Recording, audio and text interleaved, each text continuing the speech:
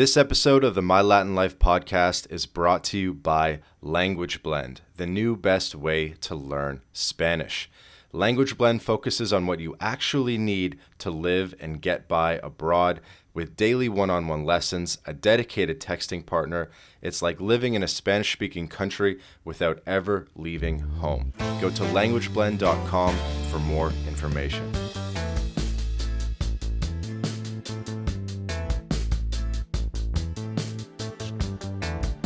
Welcome back to the My Latin Life podcast. Since 2014, My Latin Life has been your trusted guide to traveling and living in Latin America. Today, my guest is Neetocracy. Neetocracy is a Twitter account with over 10,000 followers, and they're teaching you how to stop caring, how to job stack, job slack, wage max, and all these other crazy concepts that we're going to get into. So if you like the job stacking episodes, if you remember the 2 or 3 job stacking episodes, if you like those, you're going to get a lot of the same vibe here.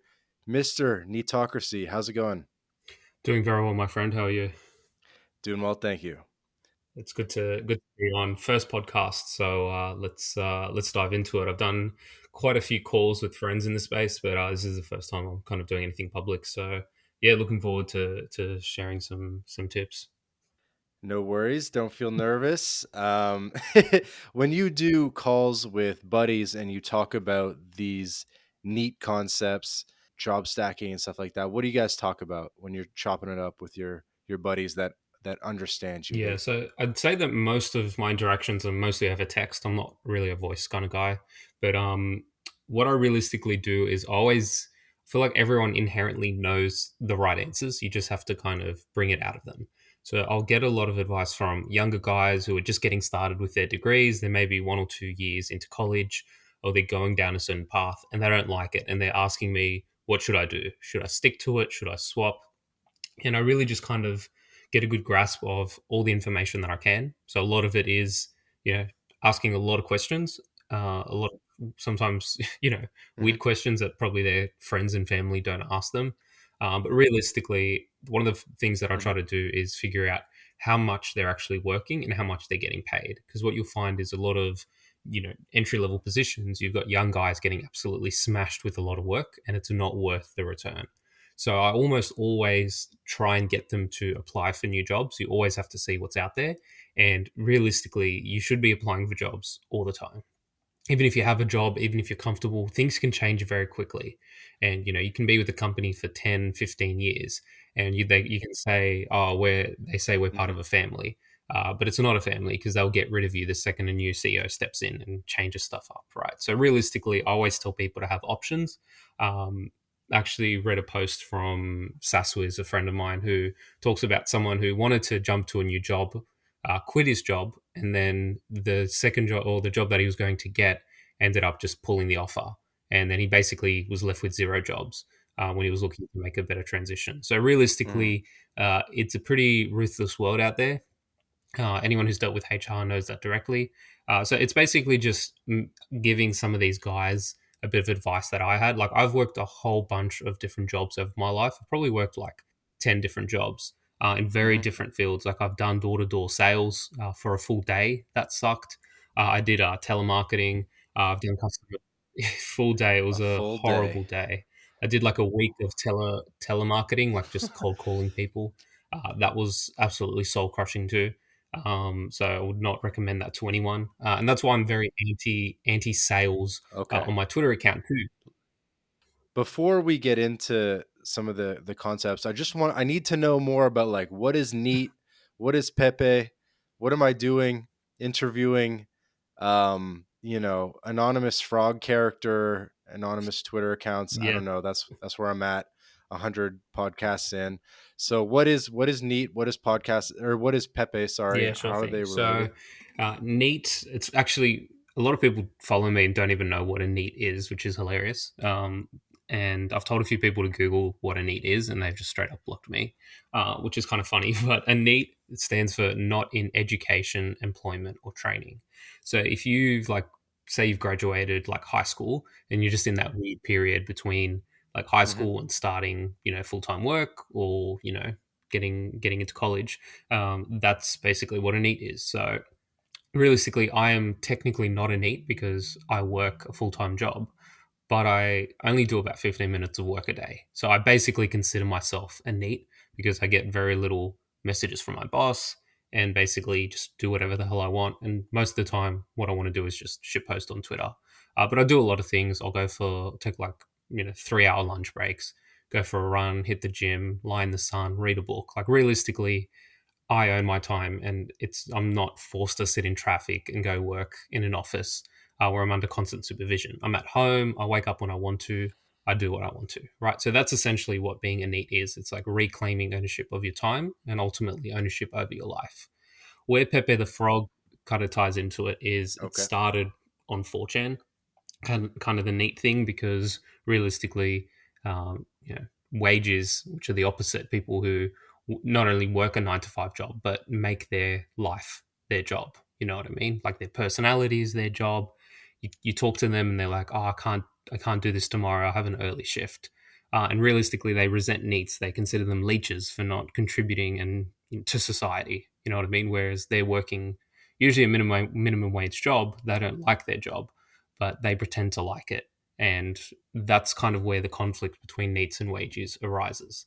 But realistically, labor in 2023 is like an absolute joke. You know what I mean? Like it's beyond a joke in terms of how you're treated in corporate, especially in corporate jobs. Like it's basically an adult daycare now.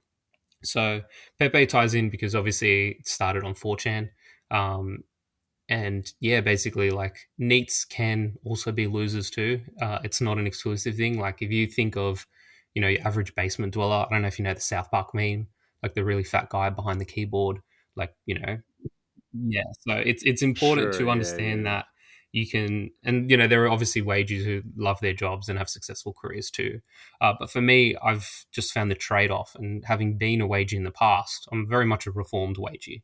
Um, I've realized that this is not the way to live your life. Like you basically, when you add up all the time you spend at a 9 to 5, it comes close to a decade over the course of your life, which is pretty much a prison sentence because you don't really have control over that time. So for me, and the reason I started this account was because I was a NEET at the time. It was during COVID, and I was just making a lot of money trading crypto and doing other things. And I thought, you know what? I'm going to start an account and kind of bring awareness. Like life is so much better now because of remote work and COVID lockdowns. In the best shape of my life. I'm eating well. I'm reading like one book a week. I'm living my best life, and this should be Hmm. experienced by other people. So I started it, and the account over the course of 2 years just kind of took off and grew from there. That's awesome.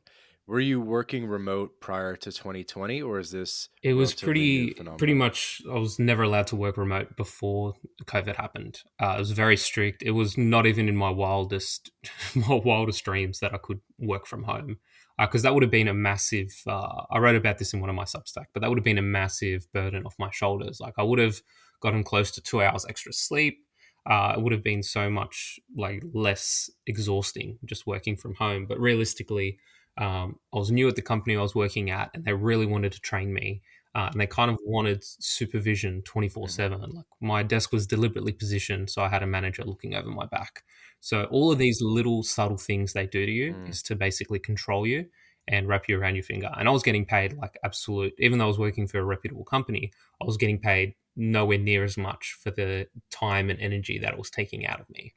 Like it was a very strong, it was just draining my life basically. Like I'd come home, I'd be exhausted, I'd be unhappy. I'd only have like basically the 4 hour life. I'd only have a couple of hours of free time, and you're in such a shitty mood from what you've done that you just want to relax. You know what I mean? You don't want to do anything productive. Yeah. No, I get it. I get it. Mm, So remote work's obviously better, opens up all the opportunities for the correct. slacking and the job stacking and stuff. I want to read a tweet to help the audience get a little bit more of the vibe. This was a retweet from Max Wage Chad, another one of your Twitter colleagues. And his tweet went as follows: I will have 4 remote jobs. I will work from an income tax free country to keep all my shekels. I will not go into an office.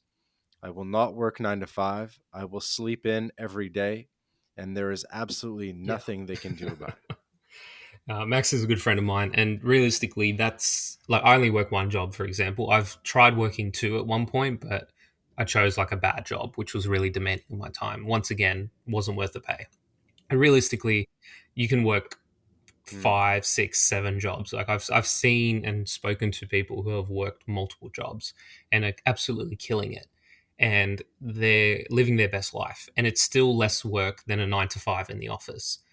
It's really crazy how much the divide has happened. Like if you're working 40 hours a week at your 9 to 5, you're doing something very, very, very wrong. Like you need to get another job and just shave off a couple of hours each day. Like realistically, you're not going to go from 40 hours a week mhm. to I don't know, like 40 minutes a week. But you can go from 40 to 30, and that's pretty much an extra 2 hours a day. And you can do a lot with an extra 2 hours a day. So that's my biggest suggestion to everyone listening is not to try and make everyone messages me, how do I get a job where I sit around all day and do nothing? It's like, well, if it was easy to do that, then everyone would be doing it. So just look at ways of automating stuff that you do and just shaving off some of that time. Like Max is a very smart guy, very technical, very technical. So it makes a lot of sense that he can do as many jobs as he can because there's a niche. But realistically, there's a lot of jobs where you physically have to be present, like retail, like hospitality. Just cross those jobs out immediately, because Right. there's no chance of you meaningfully slacking off in either of those jobs. Okay, got it.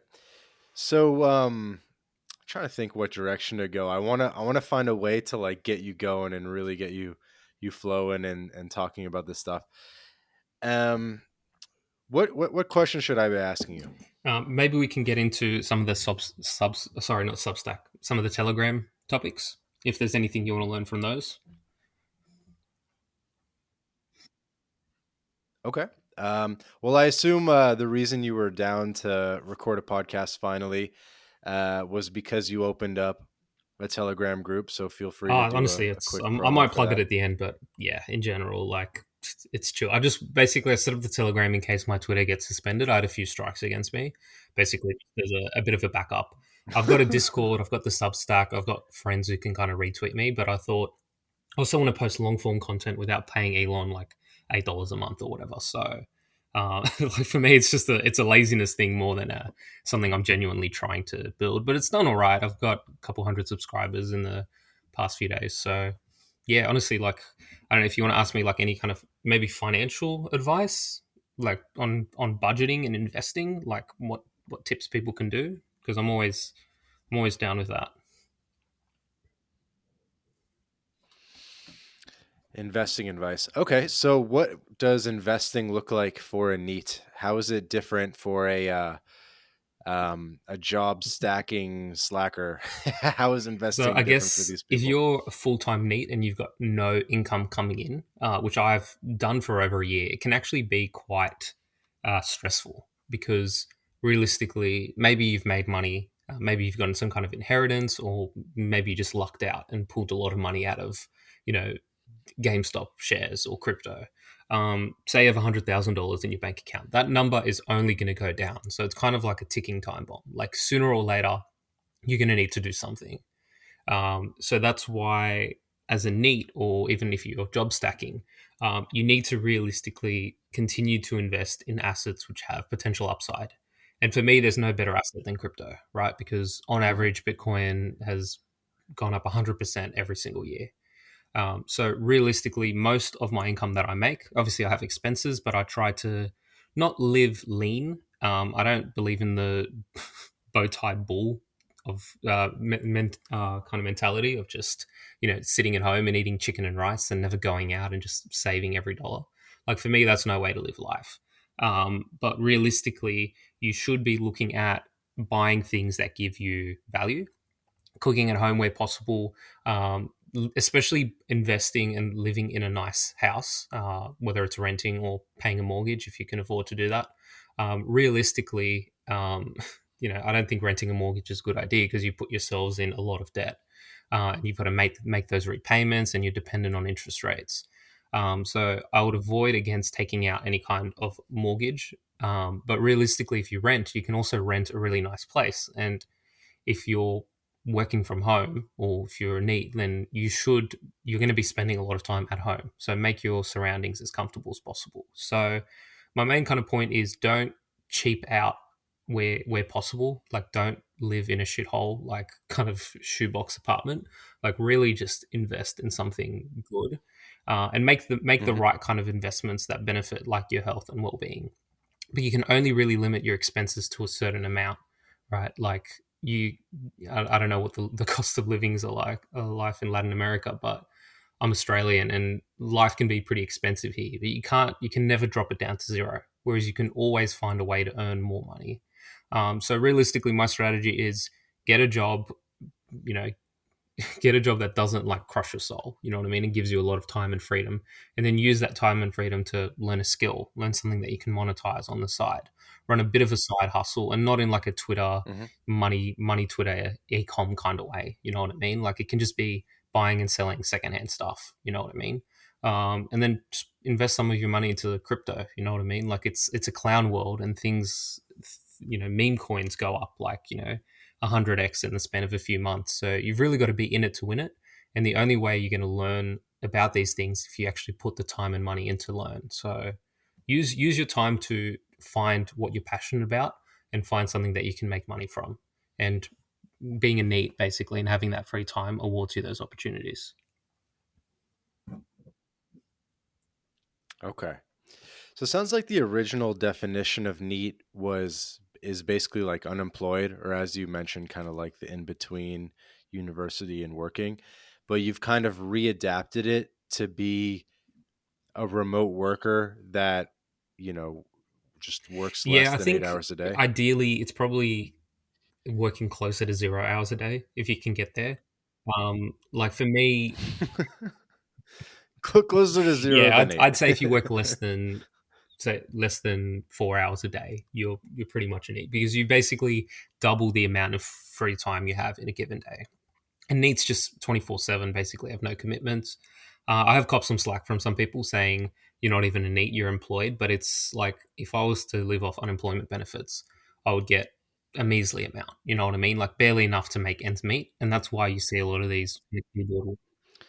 No, yeah, that's like not a real option. I feel like for most people, when it comes to online, it's just all about remote work versus uh, online entrepreneurship and doing a million things, whether it be Yeah, pretty FBA or much. Like selling I never want to ebooks or devolve and any become one of like. those guys. No disrespect to those guys, but it's just not the way. Like realistically, I don't want to sell anything through my Twitter. I'm just here to have fun, post memes, troll some people from time to time. But Mhm. realistically, I think the biggest thing is when it comes to being a NEET, it's basically the opposite of being a wagey. So a wagey really cares about their job. They'll step on you. Like if you slip up, a wagey will pretty much report you instantly and try and rat on you in order to get a promotion. Whereas me, when I work, it's like I have zero, like I care so little that I only care enough to keep my job basically. So I'll do the absolute bare minimum in order to kind of keep my job and keep the pay coming in, which is pretty much like 15 minutes of work. I definitely could do Mhm. more and go for a promotion. If one of my coworkers like screws up, I'm not reporting on them. You know what I mean? Because hope that they instill those same values in me, and they're like, "Oh, Neat is a cool guy. I wouldn't do this to him." You know what I mean? So I manage people basically, like in different countries, and I'm always very Mhm. relaxed and chill with them because for me, it's not worth the trade off. And realistically, if I do get a promotion, I'm only going to get paid more. There's going to be more responsibility. It's really not worth the trade off. So I'm literally better off getting another job where I do close to nothing and doubling my salary by doing so instead of working harder at this job and getting a promotion. You know what I mean? I think people really need to understand that if you do move to another company and you get a 10%, 15% pay raise, you could have literally gotten another job and doubled your income, and you would still be doing less than 4 hours of work a day if you were clever about it. And if you weren't clever about it and you accidentally sign up in a job where they're like extracting every single dollar or cent of labor from you, then you can just leave that second job and you've still got the first one. So basically, having multiple jobs is pretty much like keeping your options open. And I've done that. And like I said, it didn't work out for me because I chose a really poor kind of startup to work for. And that was a mistake because in startups, it's like all hands on deck. I was getting messages at like night when I didn't want to be like messaged. the owner of the startup basically cared so much about it and wanted everyone else to care that much as well. And that's for me, that's not the way to go. So I would kind of general advice, and I've tweeted about this as well. Don't work for startups because they're usually not as well funded. Even though I got paid like every single, all the time, the startup founder was basically expecting me to bring in business, which is something I really don't want to do. So don't do anything which involves in the harder you work, the more you get paid. Even if it's not official, yeah, it's really counterintuitive. But for me, you want to find like zero or even negative correlation where you basically do no work and still get paid. So that's why sales is just completely off the table because you don't want to be calling 20 or 30 people. I mean, it sounds good. It sounds good to work 15 minutes a day, do no work, get paid a full-time job. I think everyone would be pretty down with that. Um, what are some of your secrets for making it seem like you're working? Um, J. Rolf Halza in the job stacking interview called it. What do you call it?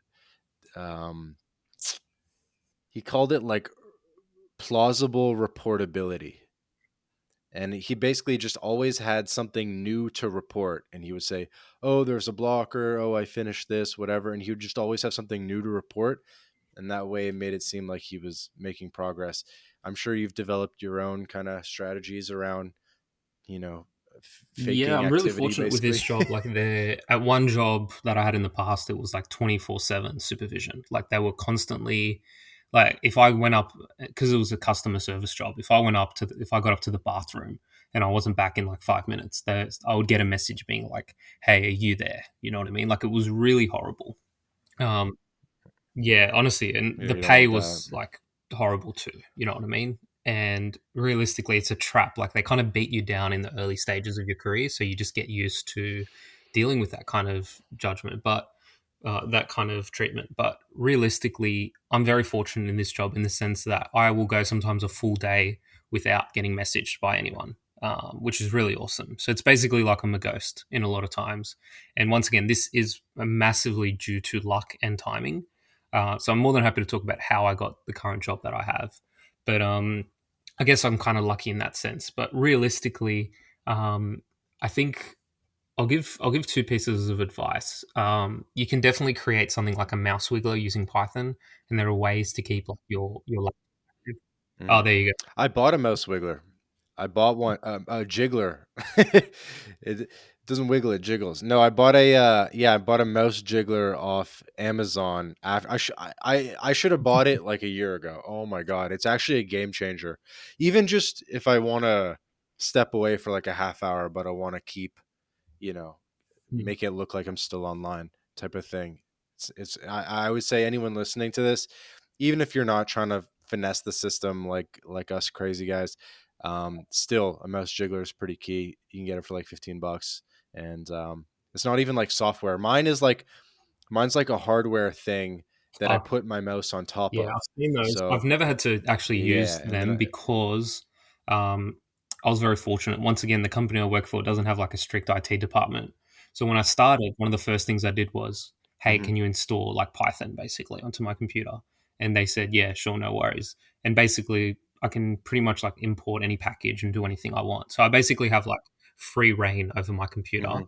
And I basically am never going to update it if they do implement any kind of tracking tools or software. But realistically, if you're working for a company, I think it's basically be kind of think in the reverse. Like if you're working for a company and they're like, by the way, you have to install this software, and we're going to watch how many mouse clicks you do and how much time you spend on a day on your computer per day, and you have to connect to a Yeah, VPN and they can track everything and block your websites. Like that is not the company to work for. You should realistically work for mature, yeah. like responsible companies of a decent size. So never too big and never too small is my advice. That's the thing about when they're too big is then they all have VPN and they all, they're given the company laptop. I think a company laptop isn't a It's a deal laptop. breaker, And, but it's a huge red flag because any company you laptop, if you're doing the work on your yeah. own laptop, you have so much more freedom. If you're doing it on a company laptop, I've had company laptops where they let me bring it to let me bring it to Mexico and stuff like that. But it's that's like the minority Yeah, of I cases, would I definitely think. recommend getting a company laptop, because if you leave, the IT departments are pretty inefficient, so you can probably get away with a free laptop. And there's pretty much nothing they can do to get it back. So, yeah, Right. Yeah, but the that pales into comparison to, accepting an offer and then parting ways a month later because you didn't tell them you were going to be in Mexico yeah, or 100%. whatever. You know what I But mean? yeah, basically just find a good company. And realistically, a lot of information is out there on like LinkedIn, so you can get a good feel for the type of company that it is. Realistically, you want a company where Hmm. um, ideally your manager isn't even in the country, so that there's not that kind of strict reporting. Once again, and a lot of it's fragmented. Now that comes with pros and cons, because I'll sometimes get messages outside of work hours. But realistically, if you're not coming into the office, like, and you're not getting that many messages a day, and there's not that many meetings a day, like, I cannot stress that I've lucked out so much with this job that I have. I basically have a 30-minute meeting every Monday, and then I have one 30-minute meeting every month. Like, that is literally, I have less than 2 hours of meetings in a month. So I've really kind of lucked out on that front. And like, That's nice. It's it's not not too replicable, and that's replicable one of the though. things. Like, when people ask me for tips, it is literally like I had to go through wagey hell. Like, I had to be absolutely smashed with all of this horrible work, and then I eventually landed on a really comfortable job. But realistically, I'm sure a lot of jobs like this exist. It's just, are you sending out enough job applications? Are you putting yourself out there? Like, realistically, this is a pretty horrible example, but I'm sure there are like women out there who tick all of the criteria that a lot of guys are looking for. Like, guys might be like, oh, well, she's pretty, but her family situation is kind of messed up, or, well, she's not so pretty, but she comes from a rich family. Like, I'm sure there's a girl who like ticks all of those Hmm. boxes, and she's just out there, and you Hmm. never know unless you go to a certain place and find her. You know what I mean? And it might not be on Tinder, might be like in person, like at a church or something like that. You know what I mean? Like, are you hitting the right spots in order to get this job? So for me, this job that I found, um, it was basically, they wrote really bad kind of landing page and job description. And I remember applying for it and thinking, what the hell is Hmm. this? Why has no one seen this ad? Because it was like so far down the list. And I really lucked out, because the time that I joined, they were kind of going through a bit of a uh, restructure, and they were changing up, and old people leaving and new people were starting. So I kind of took over, and I'm meant to be doing things that I'm not doing, and they're not being enforced because they're not being checked by anyone. So I really lucked out in that sense too. But once again, something like this only happens once in a blue moon. So, but realistically, if you stay at a company for enough time, things like that can happen. And often a lot of people don't ask any questions, right? Like, if your manager leaves and a new guy steps in, Mm. you can basically just tell him, oh, by the way, you have to do this and you have to do that. Like, realistically, yeah, yeah, give him a lot of your work, Give or him a be lot of like, your work. oh, so and so was about to start. You know what I mean? Like, you need to hire an intern in order to do this. Like, you realistically need to call the shots, and you need to have balls. Like, if you don't have balls, like, you're gonna get pushed around, like, regardless of what job you have. So you need to put your like foot down, say no. Like, at one point, they wanted to force me into the office 5 days a week, like, just out of the complete blue, in order to improve performance. And I just straight up said no. This wasn't part of my contract. I didn't even get it in writing, but I was just that insistent. Like, I was literally going to threaten to leave if they if they didn't do as I said. And then they basically said, "All right, you can keep working full time remote." So yeah, like, for me, it was kind of, that was November last year. I actually took like a personal holiday. So my manager called me out of the blue. I was at a bar and I was just kind of relaxing, in a completely different state, and it was a Friday too. So I thought, all right, what's going to happen? And then I get a call, not just from from my manager, but from basically an executive, and he's like, "Hey, we're implementing a new policy. From now on, you must come into the office 5 days a week." And then I basically said, "Hey, this is not happening. It's not part of my agreement.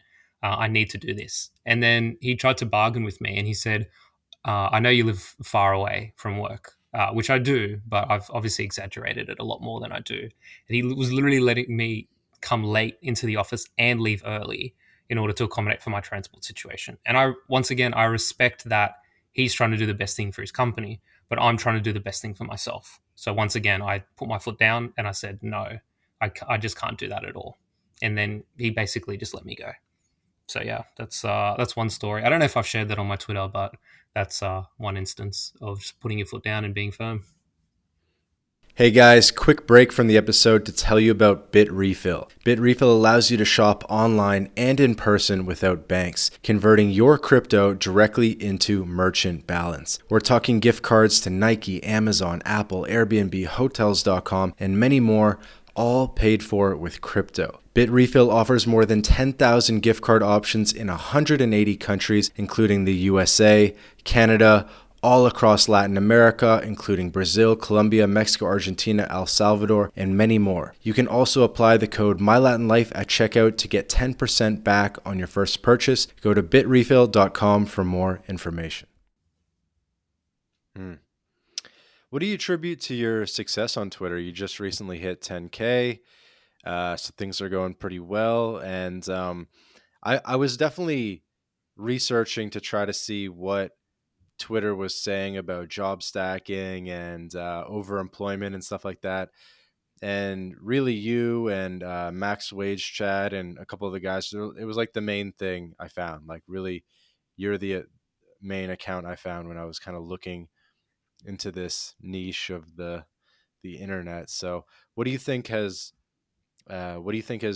struck a chord with people, and what does your typical follower look like, if you have any idea? And I Yeah, don't know, no. what's the So community I looking like? reckon for me, I read a really good thread which kind of popped off. It was like one like equals one way to avoid doing your job. So that I probably like people think NEETs are lazy because they just sit around and do nothing. But I wrote that like for pretty much 3 hours consecutively, like in a flow state. There was just so many ideas like bursting on like how to get away with doing your job. So that was one thing. Just in general, I think that the concept of doing nothing and getting paid is realistically like what everyone attains for. Like I've written about this before in my Substack articles, but it's like when you the goal Yeah. of working, the reason that people build these like $1 million empires and all that stuff is they're eventually going to retire. They're going to sit back and they're just going to enjoy the money that they've earned. But as a NEET, you can kind of sit back and enjoy the money you've earned today, not like 40 years from now when you've spent your whole life working for someone else or building a business empire, which carries like a lot of risk and stress. So I think that's what resonates with people. In terms of content and some of my followers, I'm mindful not to give out too much because realistically, it's not easy. Like I make it sound like it looks easy and that I haven't done anything, but like I said, I've had to go through a lot of really shitty jobs and a lot of a lot of stress in order to get to where I am now. So this is like a much needed break from my previous kind of career and jobs that I've worked. But realistically as well, people will Hmm. just message me out of pure laziness, being like, what job do you work, when I've talked about that in the past. And then they'll also be like, how can I get a job like this? And 99 times out of 100, they've never applied for a job. They're not even like thinking in the same way that I am. They haven't read the articles. So it ultimately comes down to laziness from their end, which I fully understand. But the one thing you need to work hard at is applying for jobs and finding and getting into a position like that. That's realistically like no one's going to do it for you. No one's going to say, "Hey, type in this word," and like one of my mutuals recently landed a job as like a platform engineer, and he's doing very little work. But not all platform engineers Hmm. do very little work, so there is no secret sauce on that front. And my community once again is a whole bunch of different people. I kind of dunk on some of the money Twitter guys like who sell like Gumroad courses and PDFs. Once again, do what you want. Like there's no judgment, but you don't want to be like constantly shilling and endorsing some kind of PDF or some product. Um, and often these people who like brag about how much money they've made, like closing clients and doing all these kind of large ticket deals, they're just outright scammers. Like there's a lot of really bad advice on Twitter, which a lot of like impressionable like young men fall for. So that's why like I'll dunk on Bowtie Bull, I'll dunk on people who sell courses, I'll dunk on Andrew Tate, because for me, you're not going to get rich buying into Hustlers University or the War Room. You're going to make Tate more rich, but realistically, the key to getting rich, or just more important than getting rich, is just enjoying the quality of your life. It's not living like an Andrew Tate lifestyle where you're Hmm. training, boxing and you know, you're constantly hustling. Like for me, it's the complete opposite of the hustle. It's like letting go. It's doing nothing. It's giving yourself that freedom to actually figure out what you want to do. So I'd say that's a lot of my community has just come from me shitting on other people's communities, and I'm fully fine with that. Like I don't have anything to sell, so no one can really like call me out per se. And if anyone's like, "Oh, you're just a NEET, you like get a job," I'm like, "Well, whatever." Like there is some truth to that statement, but yeah, just basically tell shit how it is, and everyone's like trying to push their own narrative. But realistically, there's truth. There's some truth in everything. So I think, look, Tate obviously isn't a complete idiot. He definitely knows what he's doing. But once again, if you're like a 19-year-old kid and you think the way to making money and obtaining financial freedom is to pay $50 a month for what's it called, Hustlers University, you're kind of delusional, and I'm going to snap you back into reality. So yeah, basically just telling it how it is.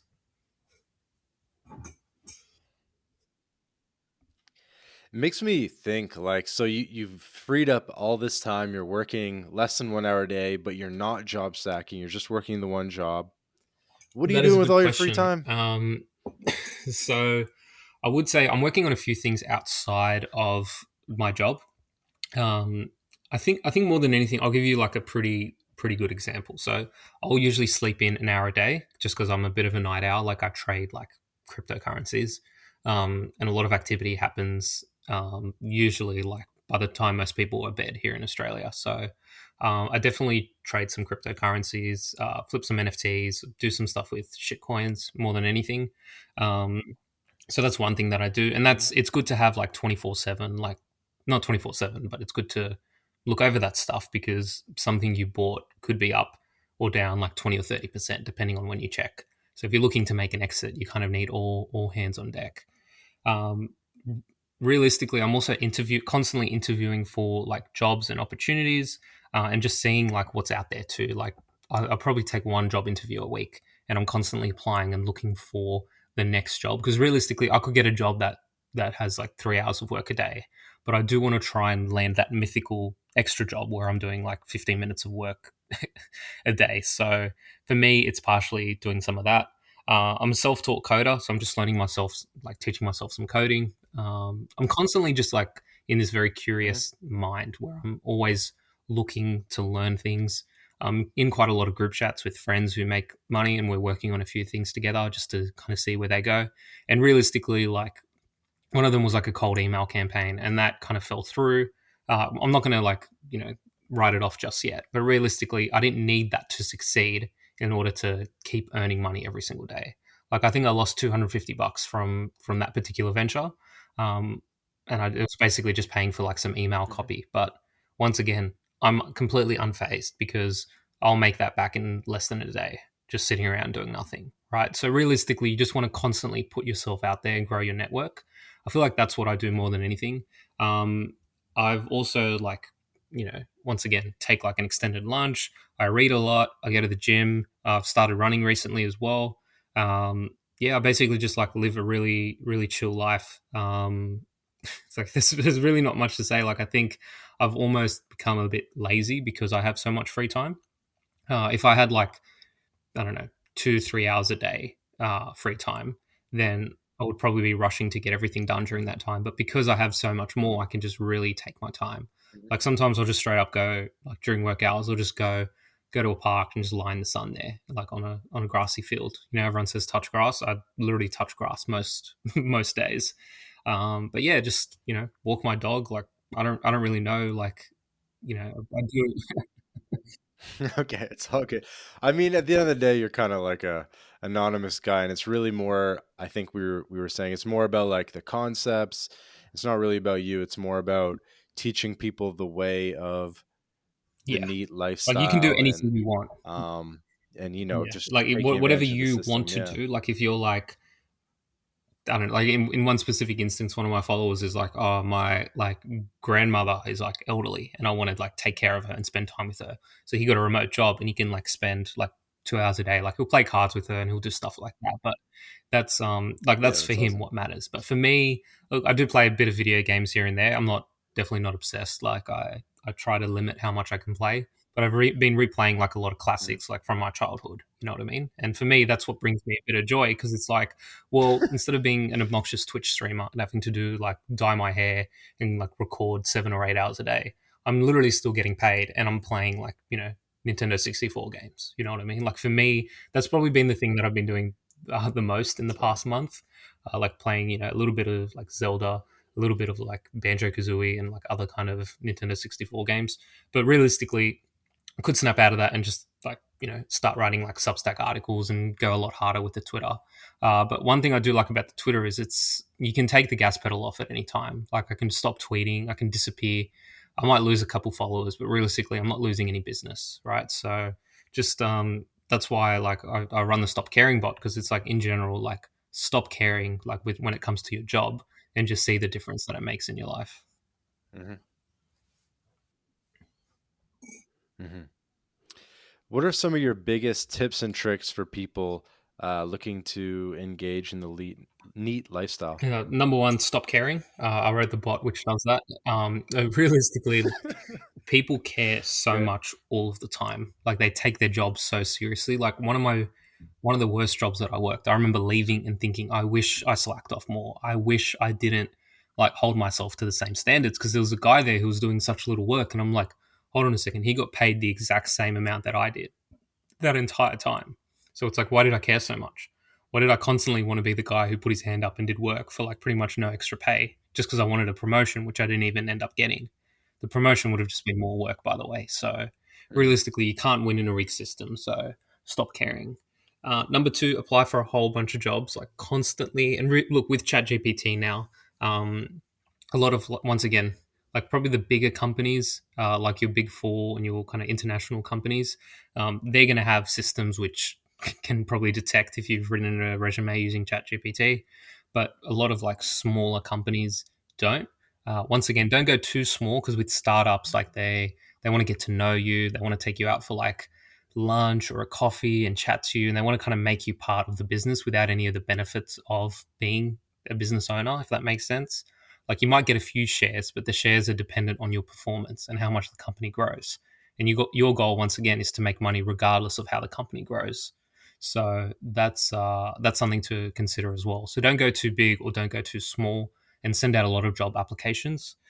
Stretch the truth. Like realistically, I remember one job I used a tool called HubSpot once, and I pretty much just put like HubSpot Hmm. expert or something like that on my resume. I can't remember the exact words, but I would say probably the fourth tip is keep a very open and curious mind. Um, there's a lot of really awesome content out there, like on YouTube especially. So I've taught myself a lot of programming, and that's just all from YouTube tutorials. I've got a massive network of like Twitter friends now. If I had any programming questions, I could just hit them up and they'd answer me within a couple of minutes. So it's just having knowledge and skills that are actually employable, and you don't have to use them. But realistically, the more you know about a certain field, the more you can kind of ace it. So you might go for a junior role, even though you're like more of a kind of like mid to higher level person, and you can just absolutely sweep the floor with like a junior level role, right? So probably when it comes to job stacking, I would say it's probably better to get two easy jobs than to get one difficult job.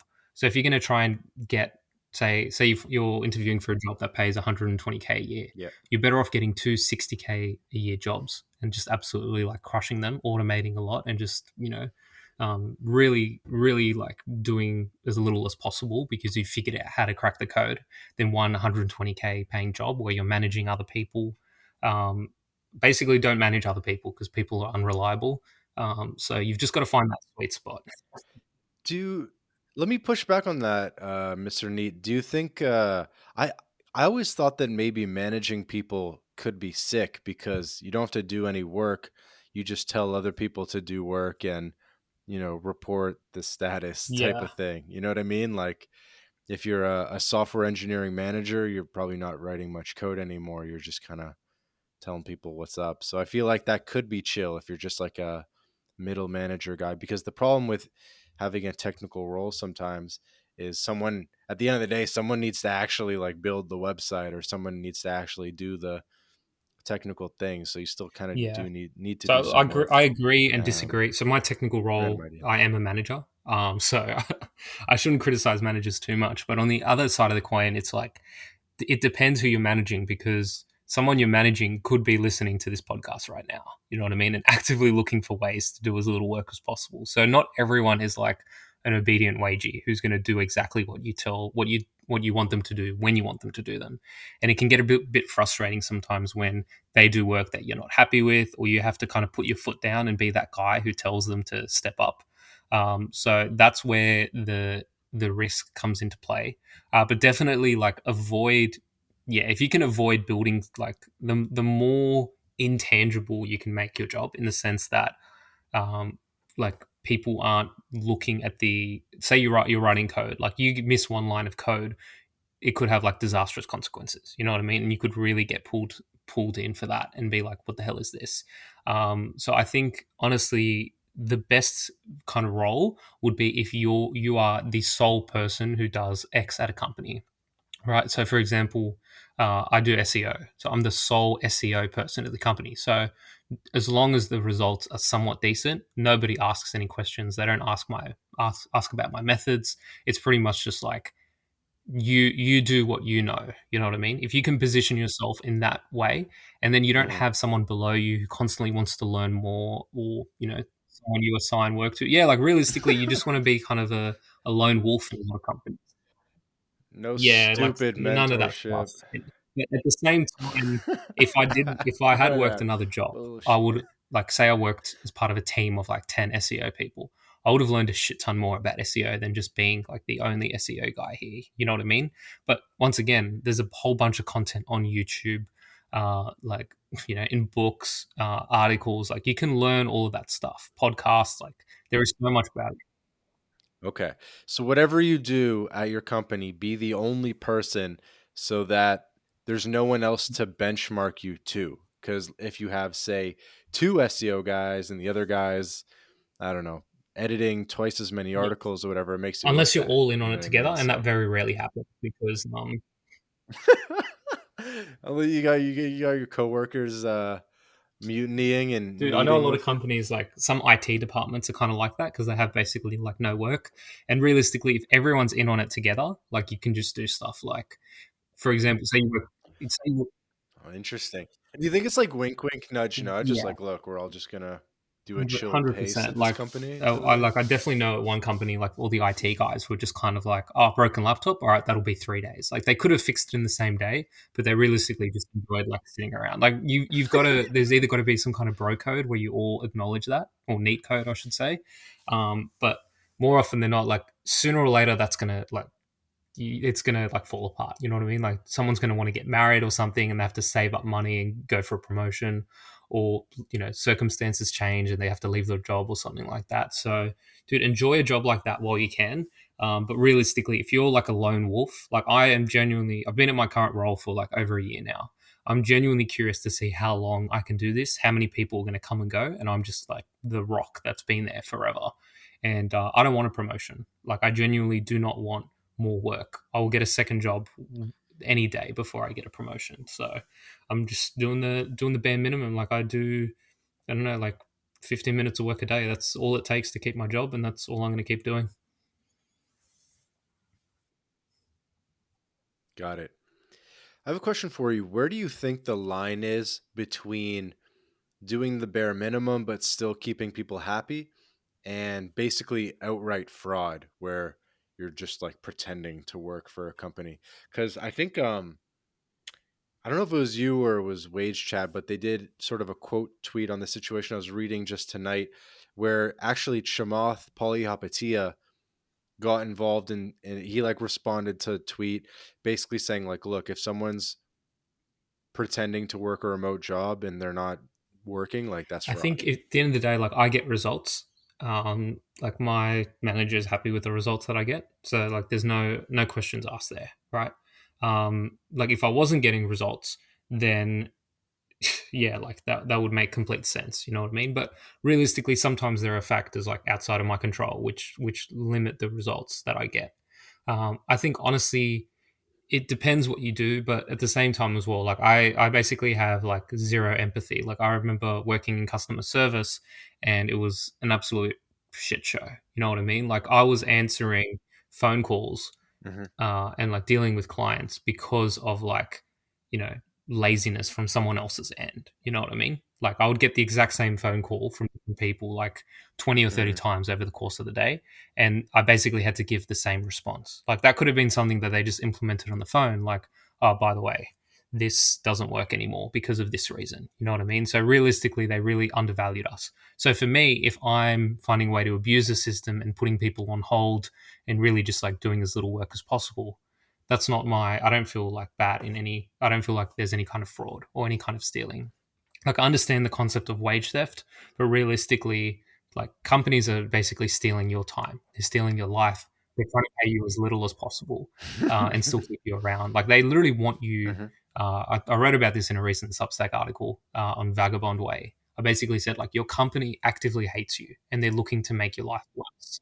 Like some companies, and thankfully I don't work for one of these. Like they'll like force you to participate in like Pride Day, and they want team building exercises and all this kind of really cringe stuff. That is not the way to treat an employee. So once again, I basically have zero zero empathy for the company. Even the current company I work for, there are some good people. Like my manager is genuinely like a good guy, right? But I've also worked for companies in the past where there are actively bad people who want to make your life worse, want to dump work on you. And honestly, I just say Mhm. fuck them. Like do what you want, live your own life. Like at the end of the day, your life is the only one that matters. I always say your NPC coworkers just despawn when they leave the office, and they come back with all this all these fresh prompts from ChatGPT about how they spent their weekend drinking and all this other stuff. So yeah, stuff it. Like don't. I honestly would say No, I get it. I get it. Yeah, man, can't let the man keep you down. So, so do you think that this is just a temporary inefficiency caused by 2020 and it's kind of ironing itself out of the system? And because it seems to me that overemployment and job stacking was very, very easy in 2020, 2021, start of 2022. But then starting in the second half of 2022, it got a lot harder because companies started catching on more. The idea that some people are working multiple jobs started receiving a lot more mainstream attention. I think a lot of people are kind of aware of it at this point, that that remote workers are often job stacking. And just I don't know, I feel like it was like chill. It was like chill to slack off in 2021, but it's no longer as chill, and it's time to, you know, if you have a good thing going, to maybe start working a little bit harder just to hold on to it.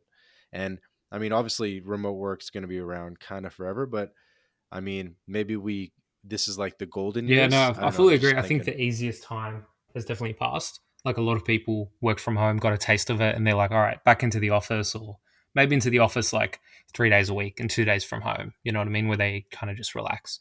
I realistically think that the bull market has not ended yet for work from home remote jobs. Realistically, if you have the skills, if you have the value or the perceived value from an employer, they will take you no matter what. You know what I mean? Like you can, earn 200K a year and put in like 3 hours of work a day from home. You know what I mean? Um, Once again, it really just depends on who you are and what you're willing to settle. I think there are a lot of jobs, and I think a lot of people will never go back to working full time in an office again. There's just too many benefits. What I find funny though is some people. I know of one guy who actually worked more from home because he just ended up getting into a state where he just couldn't log off and he just wanted to finish things for the day. So not everyone, and this is like the one exception I've heard of, but not everyone has like used this opportunity to do less work. Like I think some people probably end up doing more work and just feel more responsibility, and they can't draw the kind of divide between working from home and working in the office. So they might just check work emails like outside of work hours, or if they get messaged, they'll drop something and do it.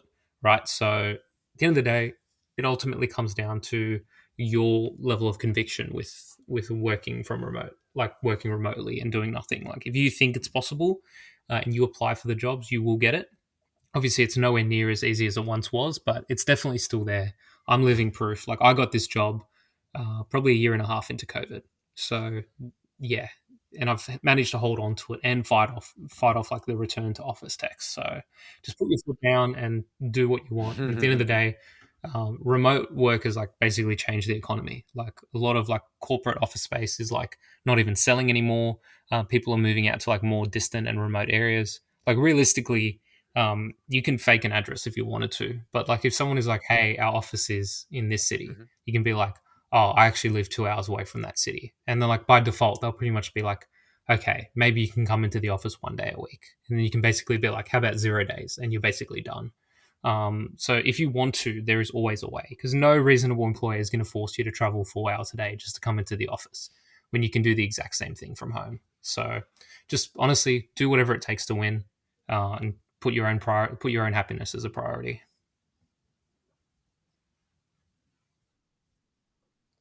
Yeah, definitely makes sense.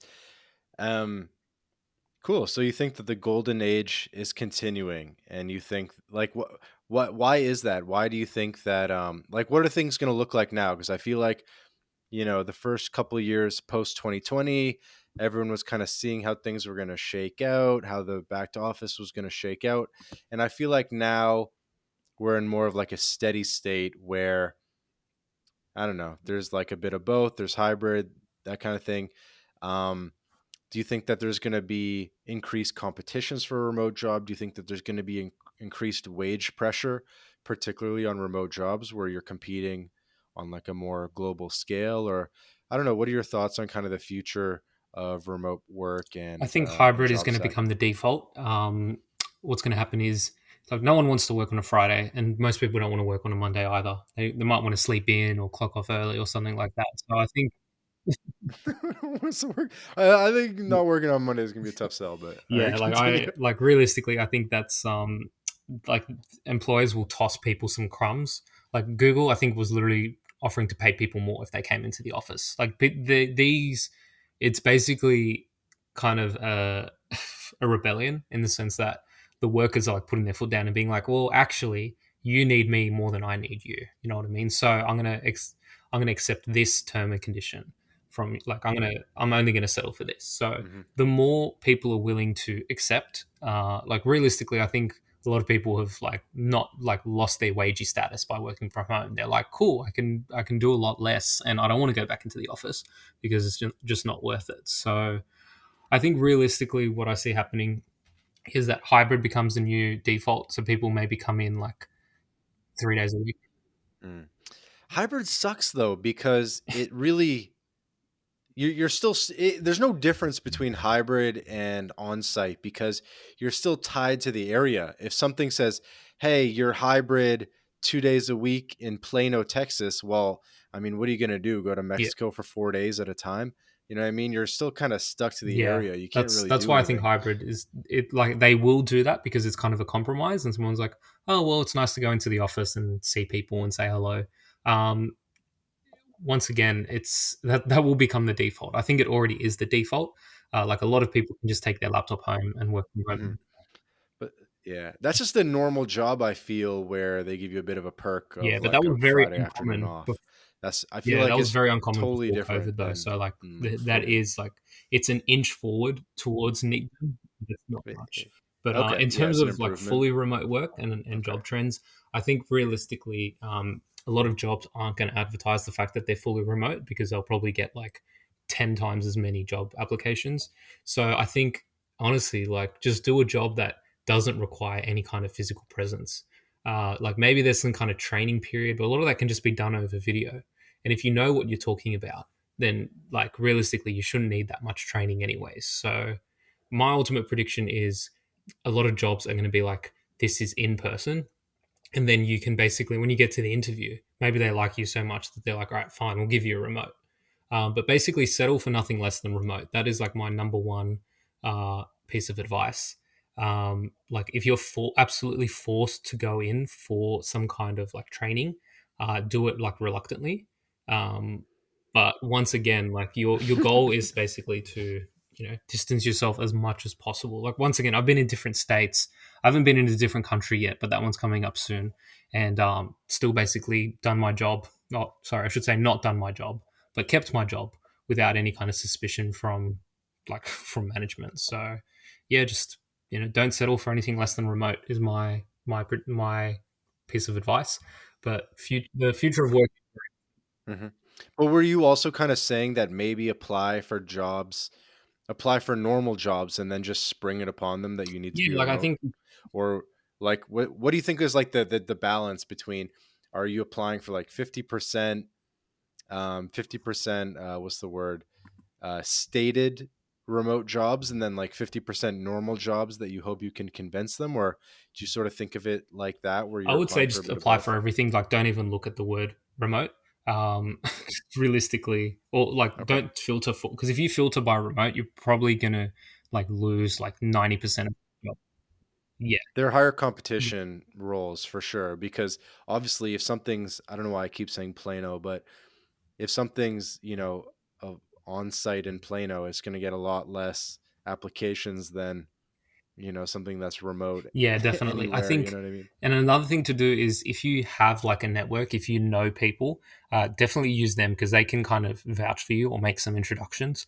It's so much easier to get a job if you like. A recent job I applied for was basically just a Google form that the guy typed up. Just had to answer a few questions over Telegram. Like realistically, they're the type of jobs that you want to get, where you're basically Like a chill, like almost like informal job, or a job that was yes, never formally listed. So you're not competing yeah. So against like top unfortunately, tier with that job, candidates. the like it did sound good at the beginning, but then the guy who was hiring basically said, "You know what? I'm just going to put a job application out for it," and then close to 100 people applied for it. So I pretty much almost had that job guaranteed Hmm. without any kind of background check. Like the guy did, and once again, he's more of a friend than an employer or a boss. Obviously, that's what he would turn into. But this guy did ask a few people that knew me, like, "What do you think of so and so?" But it's a Yep. lot easier to kind of fake that proof and to say, what you've done in the past and where you've worked, as opposed to just here's a resume, here's a list of references, and they're going to call up every single person. Got it. Got it. Okay. Can I ask you, Neetocracy, a couple Hit me. quick technical questions?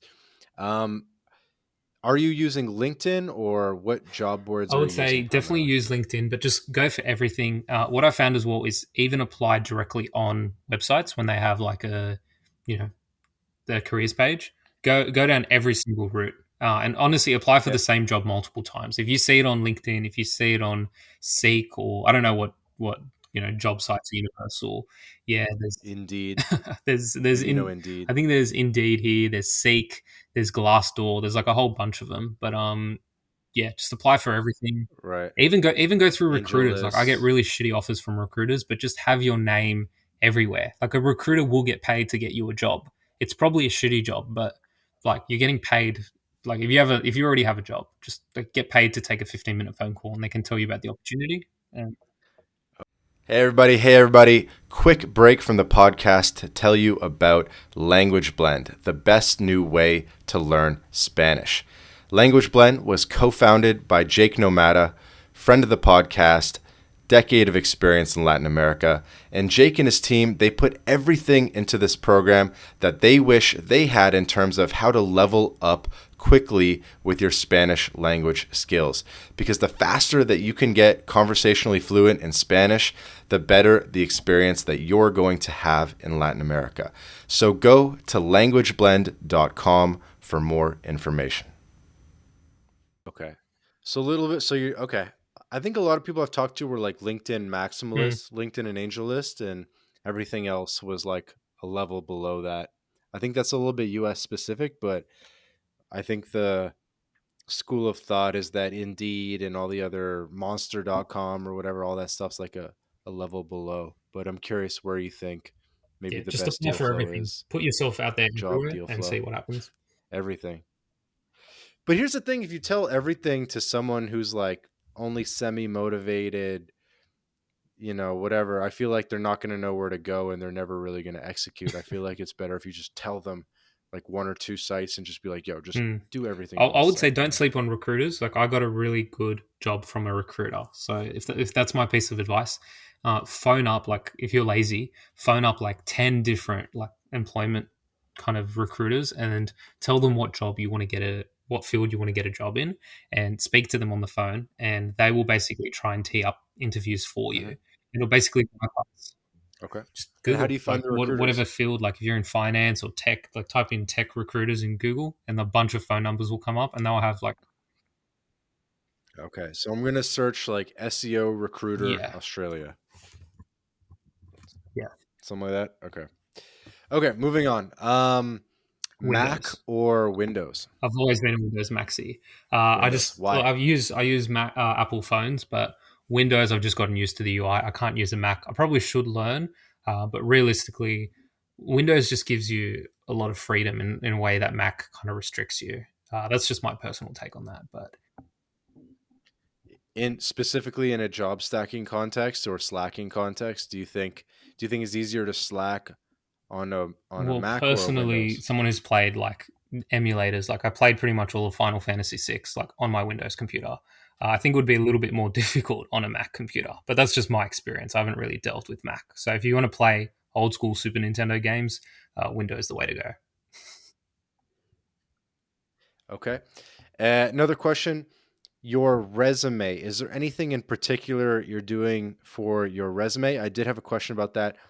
Do you list your current job on your resume, or do you leave that off because you might want to not, if you're going to job stack, you might not quit your current job and then pick up the second job on the side, and you would never want the J2 to know your J1 and call your and risk them calling your J1. So some people leave their current job off their resume. I don't know. Do you have So any this thoughts is like on a these massive things? bit of alpha, which I haven't given out. But my advice is usually when it comes to reference checks, they never ask your second job. Like they'll be like, "Oh, cool, first job, awesome. Second job, we'll just take your word for it that you've done that." So what I'll often, uh, What do you mean your second job? Like you're only working one job, yeah, but you're sorry, trying to get a I worded that a J2. I bit meant. badly, but say you're currently your J1 basically, right? I would say that you've ended the J1 Yeah. maybe like 6 months ago, and you've started a new fake job that doesn't exist. Realistically, they're not going to go back and call your current job if you haven't worked there. You know what I mean? They're going to ask the newer job, which you can just completely fabricate. So you can just get a friend to vouch for you. You're saying Yes. fake your current job. The Okay. benefit What's is the they're not benefit going to of call that? your current employer and be like, hey, does so and so work at your company? It is a bit of a risk, but realistically, they're more likely to call your current employment and make sure that you're there, as opposed to calling a recent job and be like, has so and so worked here in the past? So it is a risk, and it could obviously like blow up. But the Hmm. reason that I say doing that Okay. is that you can get away with any kind of new skills in your current job. So that you can just completely fabricate. So you can be like, yes, I've done this, I've done that. Oh, and by the way, in the past, I've also done ABC, XYZ. So giving yourself a new job, and it's very easy to fake that kind of proof. Jeez. Okay.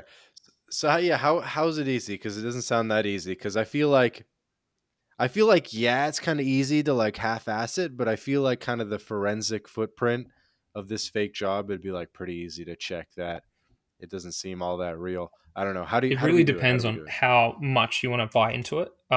Like realistically, it's easy to fake old jobs. You can be like, oh, I worked for this startup that no longer works, right? That's a no brainer. But for current jobs, um, realistically, there's a few ways you can do it. So one thing you can do is go on a massive spree and like follow and connect with everyone at a particular startup who who's currently employed there. So if they do a quick background check, it'll literally be like, oh, cool, all of these people are there, like he's connected with 20 people from this startup or from this company.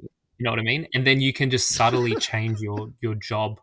You can basically have jobs on your LinkedIn that you don't actually work for. Like I could put, I work for Tesla. You know what I mean? But I don't actually work for Tesla. I could just be some random, right? But it's not like this big announcement post.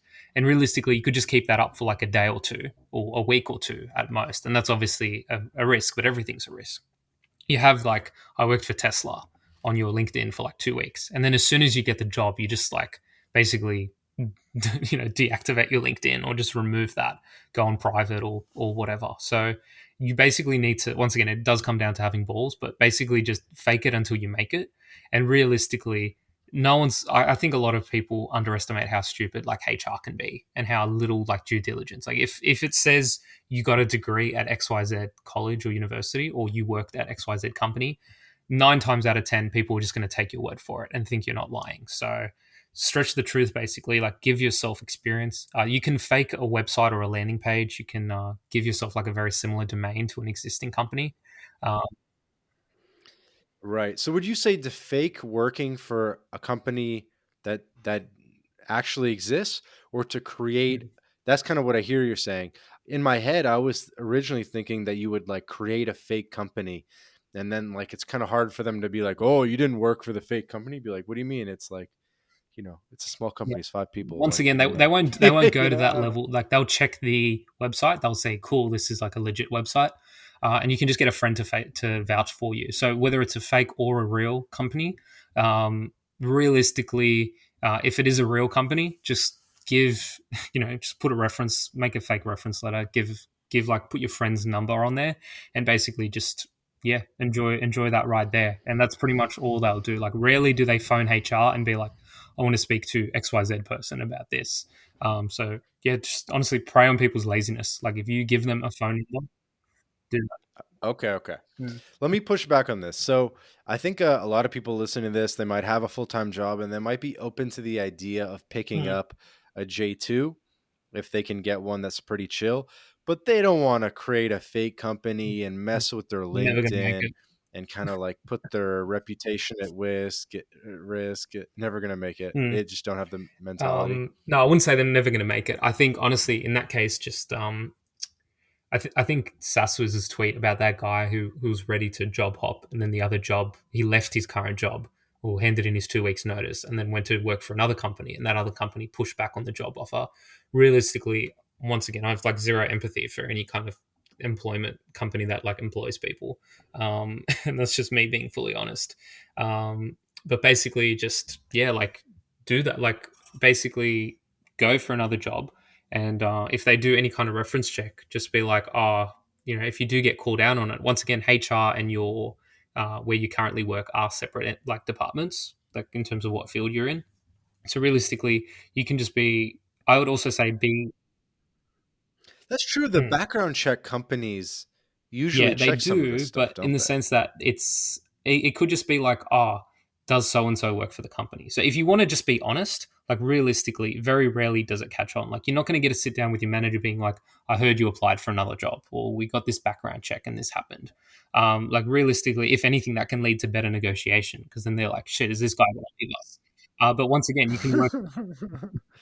Yeah, I don't know. I think people wouldn't want it to come around. You know what I mean?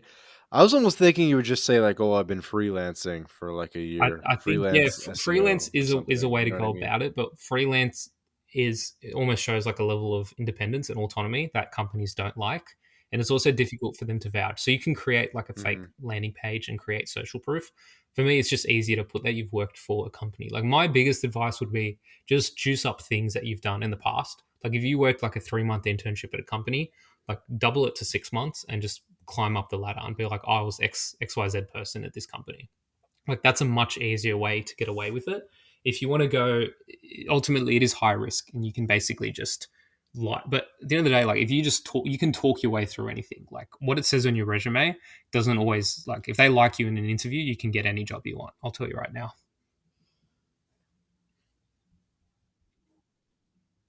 Okay, makes sense. I think it is a big piece of it. It's funny. There's like so many options, right? It's like you can be honest with your real job. You can create a fake job. You can maybe do a third option where you kind of list no job. So I feel like there's a lot of area. There's like Yeah, and some it's room different for for every industry. creativity Just here. find like what works for you, and realistically, what I said now is high risk. It's pretty stupid, but at the end of the day, like I pretty much like I don't care. I know how my company operates, and I know the fact that I have gotten away in several instances with applying for other jobs with like zero backlash for the one that I currently work. Like I said, if anything, like my company would be like, "Why are you leaving? Please, we'll pay you more. Just stick around." So that's the downside if a background check Hmm. does ever happen on my end, Cool. but I get a lot of like job referrals through my Got it. Got it. network. So that always helps too.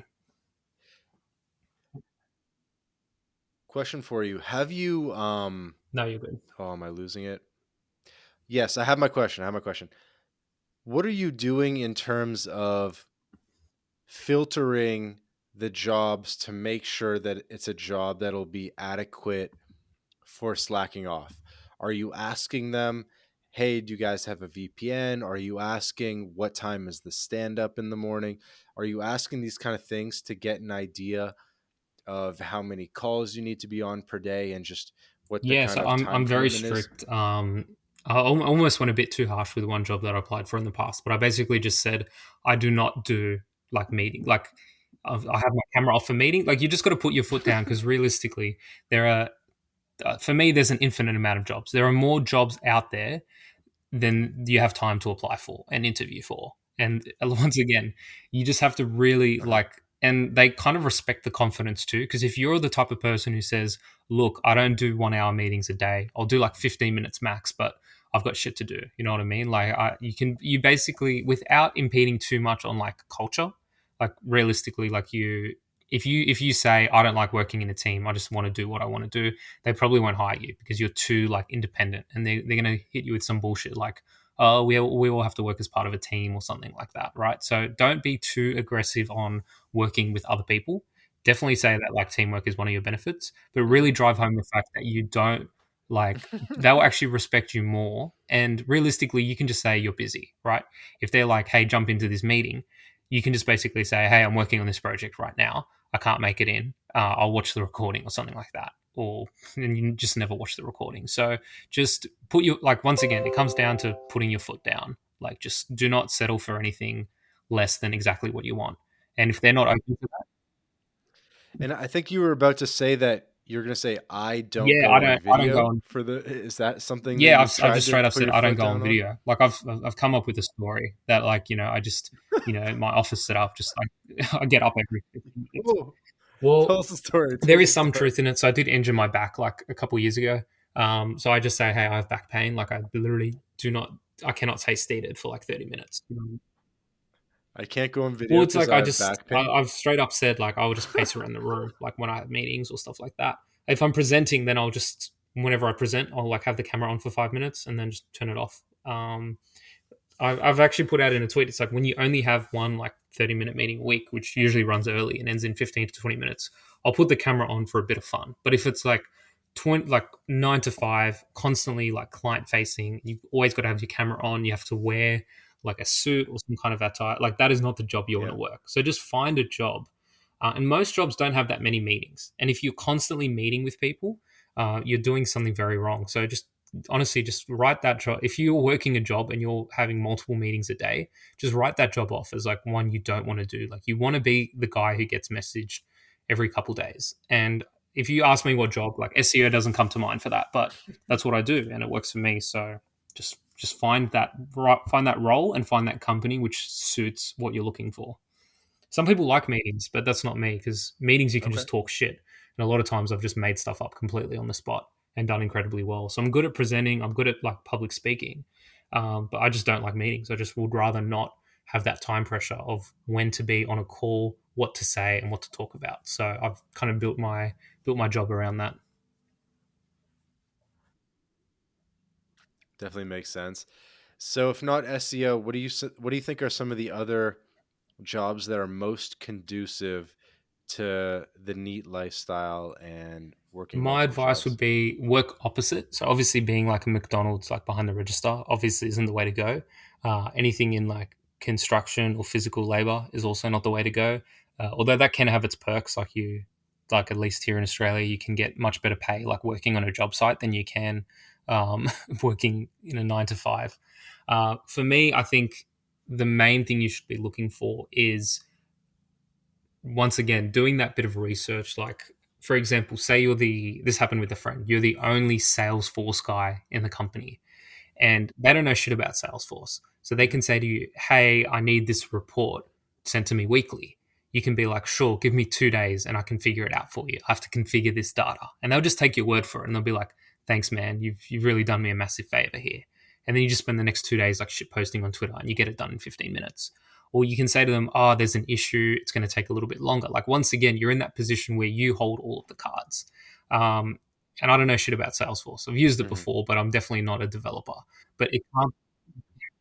No, I get it. Like learn some esoteric But sales, software, like you some could work a random team, you could skill, work in a team where and they learn have on the like 10 side. Salesforce people, and then you're constantly getting smashed with work because they know what they're doing. So maybe if you work in that current team, Right. find a company or find a role where you can just basically leverage that and do close to nothing. Like once again, if you can be that lone wolf, if you can be that guy, uh, and realistically, if you're that lone wolf, you can say to your employer, like, hey, I'm swamped with too much work. I need an intern. You know what I mean? And they can consider doing that. You know, like you just have to, if you, and what are they going to say? No, but they're going to respect you for asking. So at the very least, just put your hand up and see where it goes. But realistically, you can find comfy jobs in pretty much every industry. A really easy one is just being a receptionist. They often don't hire guys, so it's not that much. But if you're like, how many times have you just seen a receptionist playing like solitaire or just like reading a book or something like that? Because they rarely get asked to do Hmm. anything.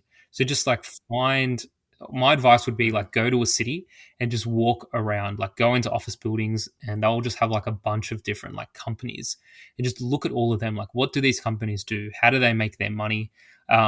Even like even sometimes like when I take public transport, I'll just hear people being like, "Oh, I hope my job makes me like redundant and fires me and pays me out like a year's salary." Like people are literally like waiting for the opportunity to be let go of their jobs, and they've basically just taken their foot off the gas pedal, and they don't care, and they're not putting in the time and effort. Like that's the job that you want. I would say aim for lower level jobs, anywhere from like junior to like mid level jobs, because when you get to senior, that's when like the Hmm. responsibilities really start stacking.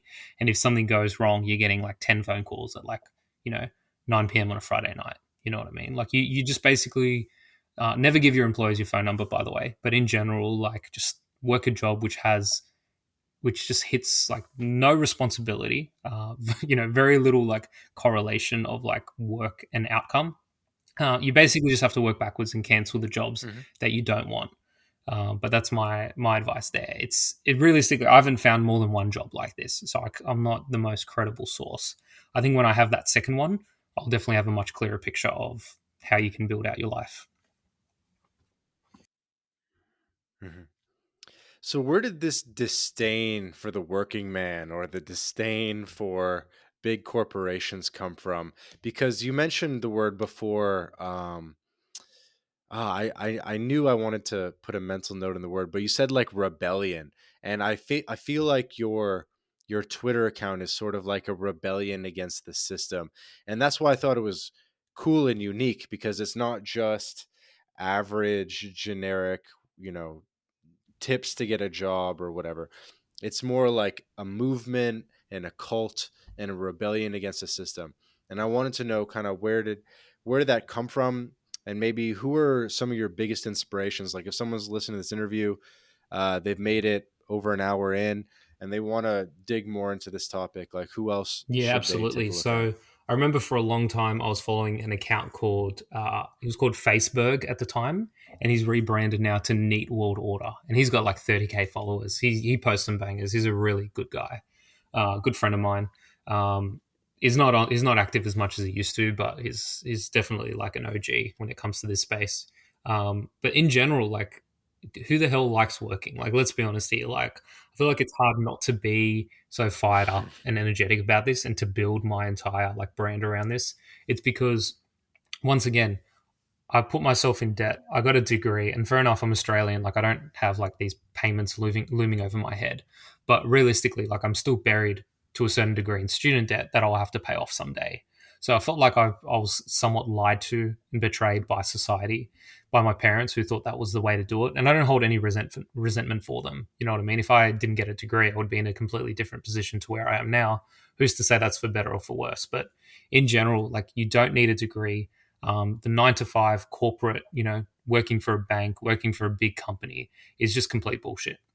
It's only when you get there and when you see what it's like on the inside that you're like, I do not want to do this for the rest of my life. Like this is not like everyone on the outside is like, Hmm. congratulations, you work at this, you've got a degree, like everyone's happy with you, but it's not the way to live life. So I want to save people from going down that path more than anything. That's ultimately what it boils down to because I've lost time.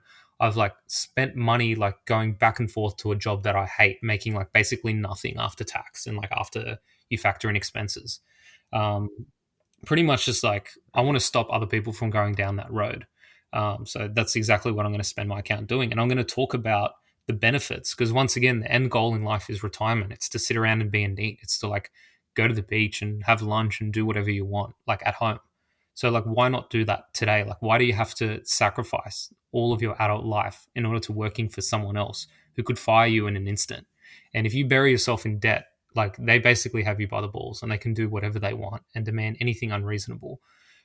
So that's why I tend to pick on Hmm. some of the wages because the wages kind of in the same way that a slave like enjoys like the punishment that's being inflicted on them, the wages end up falling victim to that trap. So I would just straight up say like if you're not like following me or if you don't think that the way out is being a NEET and doing less work instead of more, and you know, it comes down to the ultimate saying like work smarter, not harder. Like I feel like I found the ultimate way to work smart. Like no one wants to hit their head against the wall for 10 hours, even if it pays them more money, right? Like you'd rather just enjoy your life, do what you want to do, and yeah, do like 15 to 20 minutes of work and have free time. Like no amount of money can buy time back. I think that's the ultimate reason I started this account. It's like reclaim your life, do what you want to do starting today. Life doesn't happen on the weekends. It's Monday to Friday. Like all those working hours, it's just as much time as like the spare time that you have on the weekend. So just claim as much time back as you can, and you Hmm. know, thank me later.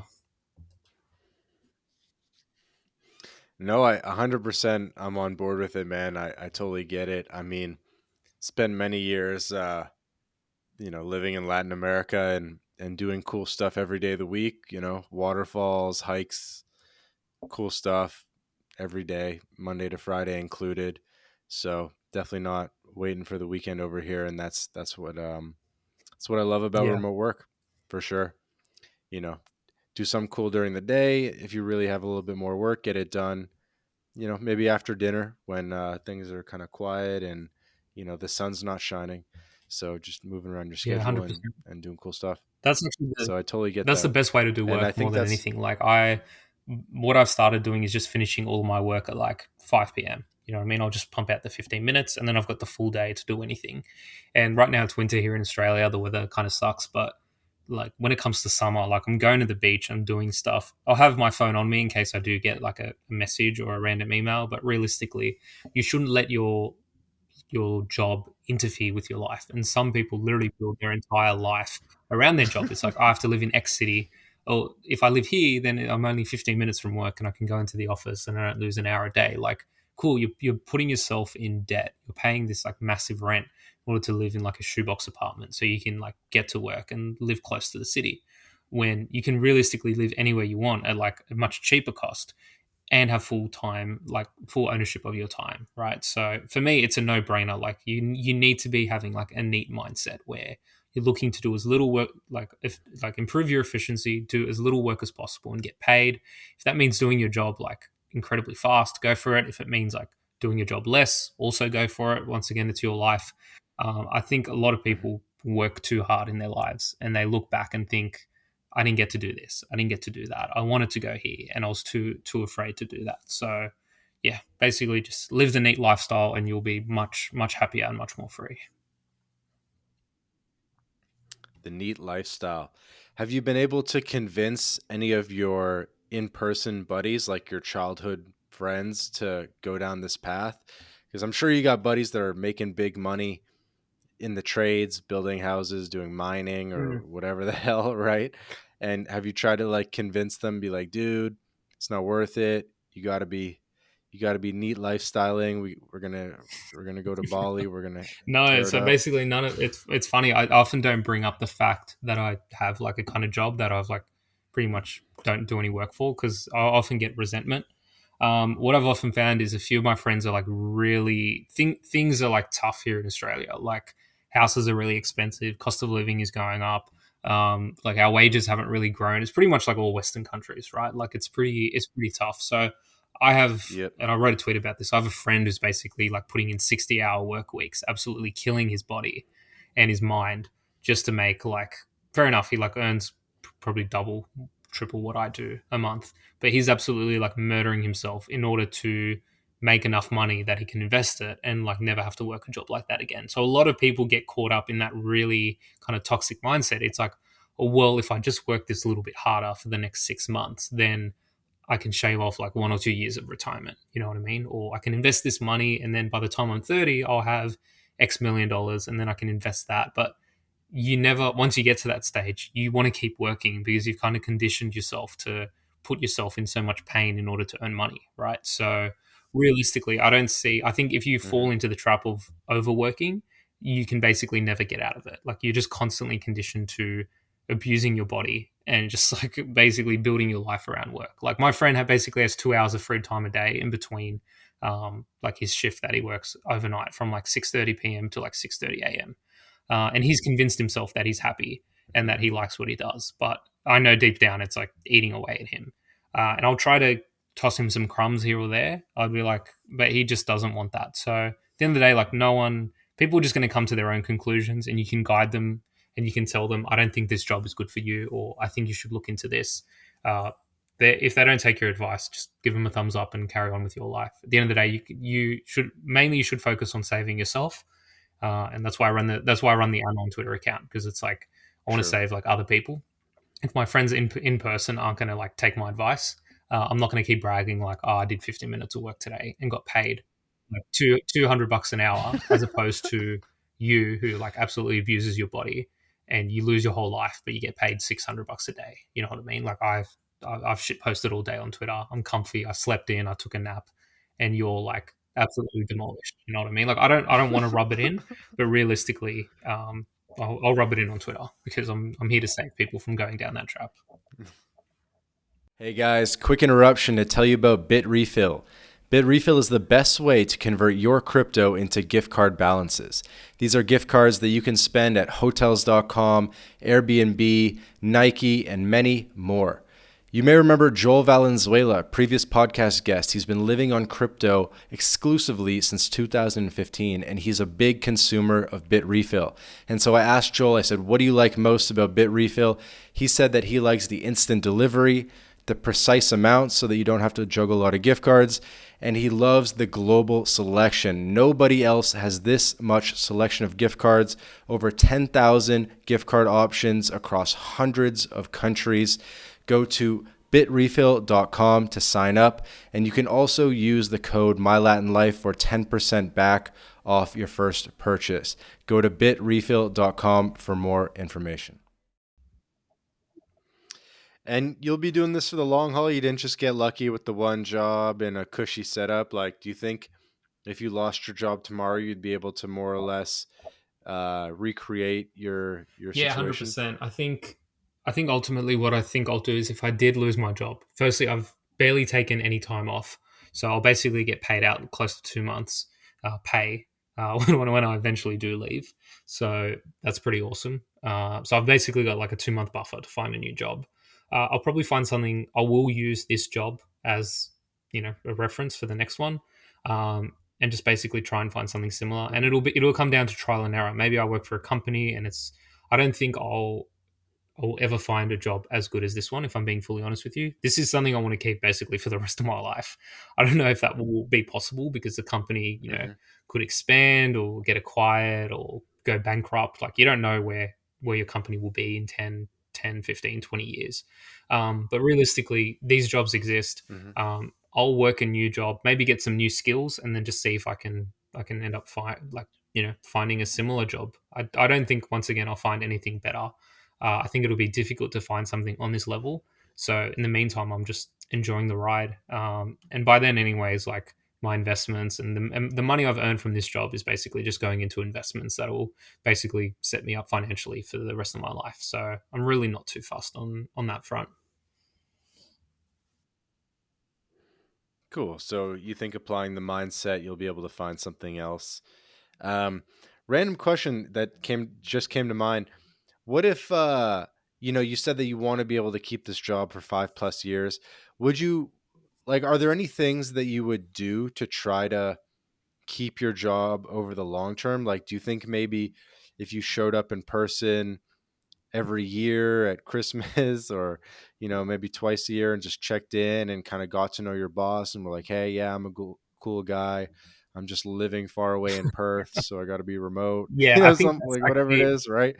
Like, do you think that would help, or do you think that there's other things that you would do to kind of like yeah, keep I it like think I super think long actually term? showing up in person like very sparsely. I did 3 times a year, so they flew me out for a company trip, which was really awesome. Then they also just a couple weeks ago as well in person, like group dinner or something like that, and then Christmas party too.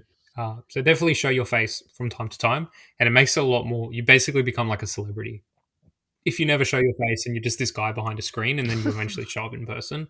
Like you can really get a lot of value out of that. In general, though, like Okay. So you're not opposed. I'm surprised. I thought no, you were gonna like be like, look, never. realistically, I'm not bad with people either. Like just because I'm a neat and I spend a lot of time like behind Twitter, like just talking shit about people sometimes. I genuinely enjoy spending time with people, so um, it should always be like kind of like a special occasion, and time it up with a special occasion if you can, like Christmas party or something like that. But it's not required. It just does add that little bit of boost, and I've only done it like a couple times, so that's what's worked for me. But I think at the same time too, when companies get rid of you when they don't see like any output coming out of you, right? So if you've kind of outlived your usefulness, they will get rid of you. So you need to find a way to constantly be useful. Hmm. And a lot of companies, especially if you've been there for a while, they will try to find something else for you if there's a good fit for you. So they'll be like, hey, we're shutting down this department, but we think you'd be a really good fit for X role. And maybe you can possibly still keep your role in the company, but realistically, it's probably going to be an entirely different job. But I think what you can do is if Hmm. you have a fear that maybe they're onto you and they're like, okay, this guy's not really doing anything, he's not really bringing in any value, maybe come to them with a fresh idea or a project you can work on. And they have no idea how much time this said project takes, right? You can be like, oh, this is a massive project. And then you put like an hour in a day, you know what I mean? But you need to come up with something fresh because companies do want you to be an expert in your field, right? So if you come to them with some big idea and you're like, hey, okay, I'm going to stop doing this, but I'm going to start working on this project. That's basically what I'm doing at this point in time. Like I've been there for a year, I've achieved like decent results, but I am going to try and mix it up a little bit. What I think is really important too is never to put 100% on the gas pedal. So this new project, it might improve the results by like 10 to 20% of what I usually get. And that's a sizable improvement. I could go for a 400% and double the results and everyone would be wowed, but then I would have to consistently maintain that every single month. So I'd rather just go for a more conservative, like 10 to 20% improvement, and then maybe just improve by like 5% a month for the next year or two. And that will basically build up to where I want to be, right? So that's my advice as well. Like never give 100%, even when you start a job. Like never give 100% of your effort because they're going to expect. You don't think maybe that first No, month or two to, no, I definitely build good disagree. I think rapport? if you go in, it's basically like a sprint. Like consider a marathon. Say you're going to work the job for 2 years. Like you don't want to sprint the first 100 to 200 meters because then they're going to be like, when you slow down, everyone's going to notice and be like, what the hell happened to that guy? Like definitely take it easy. Um, Obviously, like whatever, like don't make any mistakes. Don't do anything stupid, but um, definitely don't give your all in the first 1 or 2 months. Just start, do work exactly how you want to work. Um, and realistically, when it comes to a probation period, a lot of jobs after 6 months they decide whether they're going to keep you or not. You should, Right. I was gonna say, yeah, yeah, 90 like days basically or just 6 months. Yeah. do what you need to do in order to make it to that part, but don't exert yourself too much. Otherwise, you're going to be working like that for the rest of the lifetime of the job. So, yeah, there's a fine balance, and once again, it differs for every job. So, by all means, go ahead and figure that out for yourself. Okay. Interesting perspective. Um, yeah, it's interesting. I think what do you think it is about Neetocracy and the neat lifestyle and wage maxing and some of the stuff? What do you think is new about it? Like I've kind of alluded to it before in this episode, but what do you think is new about these concepts that we haven't seen in the past? What makes it special? or maybe it's just the current flavor of, concepts that existed uh decades ago. I'm not sure, but like I feel like there's something here that I hadn't seen before in the I past in the guess world of work. the reason it's kind of new is because the internet is a lot newer, and like usually neets were like limited to like 4chan, other kind of obscure forums. But for me, I think even with the concept of wage maxing, Hmm. job slacking, job stacking, whatever whichever route you want to go down, I think there's a big difference because you can work out of the comfort of your own home. I think that really is like a game changer. You know what I mean? Because that means location independence. That means financial freedom because you're cutting down on costs. It means you can pretty much earn money doing nothing, right? And at the end of the day, that's everyone's main goal. But when it comes to like the neat kind of Twitter, I think a lot of people on Twitter are trying to push a product. They're trying to push a service. They're trying to push this like grand lifestyle of look at me, I drive a Bugatti, I have a Rolex, I travel the world, I do this. But realistically, less is more, in my opinion. And I'm like perfectly happy in my current situation. Posting on Twitter, doing what I do. Like for me, money definitely buys you a lot of things, but I'm not one to overtly like show off. You know what I mean? Like I drive a nice car, definitely like got more than enough money to if I lose my job, then I'm fully fine, right? Like for the foreseeable future. But I think once you have that buffer of financial freedom, that's all that really matters. That's what everyone who's working is trying to go for.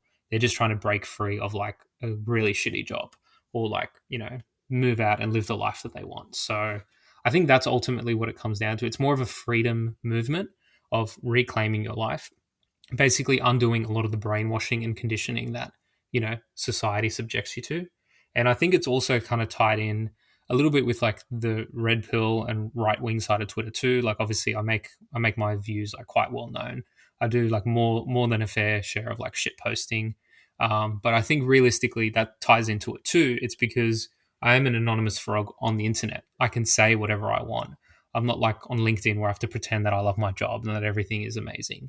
I think a lot of people are waking up to that, and I'm sure people who don't even follow me like still keep tabs on my account because they just find what I have to say interesting, and they're like, you know what, this is not the way to live life. Like I don't enjoy my job. I'm tired of pretending that I do and that I have to maintain this public persona where everything is great when realistically I'm dying inside, right? So I basically created this account and the whole NEET movement, and I've got followers who have added NEET into their names and have basically kind of started going down the same road that I did. But the whole concept is like stop caring, reclaim like ownership of your life. Your job doesn't matter, your own happiness and well-being does, and just say and do what you want. You know what I mean? And realistically, that's all I really want to inspire with my followers. Like, just stop taking bullshit from people. Don't accept anything less than what you believe you're worth, and yeah, just live your life exactly how you want to live it. That's why I think the NEET movement has kind of taken off. That's sick.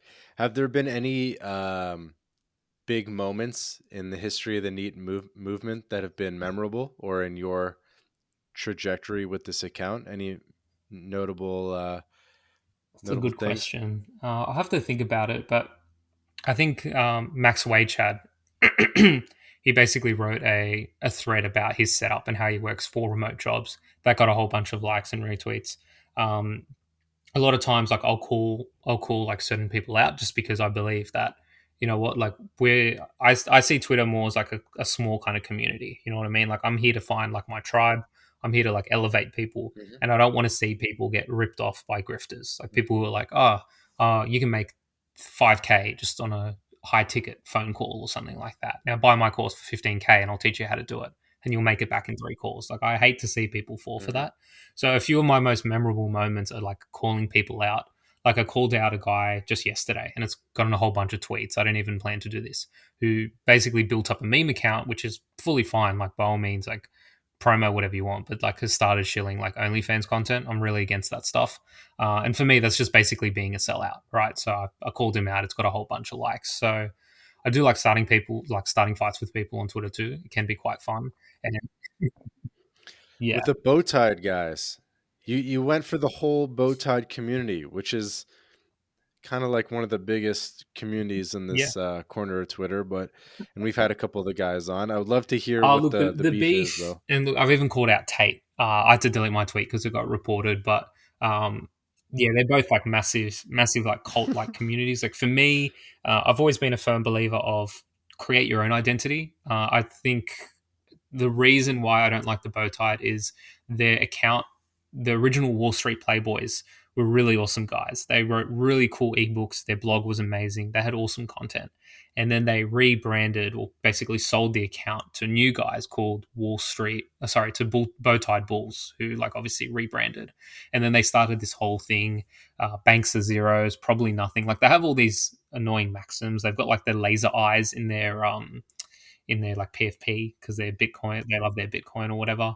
Like for Uh-huh. me, I go against a lot of the advice that they give because they're literally telling you to, you know, work really hard in like a particular industry, maybe investment banking or software or cybersecurity, or whatever. And I just don't like the cult like following mentality of it, where they're all animals and they all say the same thing over and over again. I don't want to. I'm sure that some of the guys you've invited on have probably been fine, but some of them are just straight up grifters who are like lying about how much money they make and trying to like peddle like low quality like PDFs and at an overpriced margin. Um, and their Substacks just in general, like the quality of them aren't good. Not to mention that like Bowtie Bull has like basically given some really bad financial advice in some of his Substack newsletter, like told people to buy like meme coins and then basically just dumped on them, or the coins have dumped. So it's important to like align yourself with people who have the same values as you. And for me, Bowtied Bull is just not the Twitter account to follow or to get advice from. There are much better anons you can follow and get advice from. So that's my take on the Bowtied. A few guys have like changed their handles from Bowtied to something new, which is kind of refreshing to see. But realistically, Mhm. I just don't like the idea of like bow tied accounts in general. They just generally rub me the wrong way. And I think if you go through their followers, it's like not the or what they tweet. It's just not the value and not the advice you want to be taking from those people. But that's my take on it. I'm sure everyone. Like, I actually do know a few bow tied guys who are okay, and I've just straight up said to them like, change your handle. You know what I mean? Like, claim your own identity, because it is very much like a virus that is spread for the wrong reason too. Because yeah, there's some good guys in there, but realistically, I think you should build your brand around not someone else's. Like, what does bow tied even mean? You know what I mean? As opposed to what does a neat mean? Like a neat has a meaning. Neat has like Mhm. personality behind it. You're the guy on Twitter who sits around and shit posts all day, but you also know a lot because you're so esoteric from all the free time that you have. Whereas bow tied is just like kind of feels like something forced that they've tried to put together. And for me, it's just not the community that I want to be part of. Or so I'll call them out where I can on their bullshit. So is I guess he's not bow tied, but is Wi-Fi, was it Wi-Fi Money Plant Yeah, that he's I just saw a you straight up beef with, grifter. or and and you were like, you were joking about like, oh, this guy's Indian and like I comment. have proof. I'm not obviously not don't believe in doxing people, but I basically have proof that that guy is like a massive grifter, has faked his business credentials. And it was kind of funny when him, because he used to be Wi-Fi Money Chad or Bowtied Plant or something like that. He's changed his name a whole bunch of times, but he got called out by Tristan Tate by saying that he has like yeah, like an addiction to Yes, like saw that. prostitutes or something, and has faked all of his business credentials. Um, yeah, Oh so shit, I like, didn't see anything and about the that. I no wait, I didn't see Tristan. I saw Andrew. He said something about Andrew, and then Andrew actually responded and was like, "Who are there you you?" go. Like, Something like that. I think it was Maybe Tristan. my I got the memory's wrong. screenshot somewhere, but when I called him out, because then what happened was, he tweeted about something, and he's like, "Oh, who like you guys care too much about online beefs?" And I'm like, "Well, you still haven't responded to this tweet." And then like 4 or 5 times in that day, he tried to respond to that tweet, but ended up deleting it. And I'm like, "Dude, like what is going on right now?" And then I dug a little deeper, and I'm like, "All right, even the term Wi-Fi money is cringe." Like I firmly believe that you know even the remote work that I do, I get it done in 15 minutes because it's at a desktop computer that's plugged into the wall, like Ethernet money. Like everyone who made like the guy who made Bitcoin, the guy who's built like Shopify, Windows, like all these companies and businesses were built using wired internet. Like you have to sit there and put work in.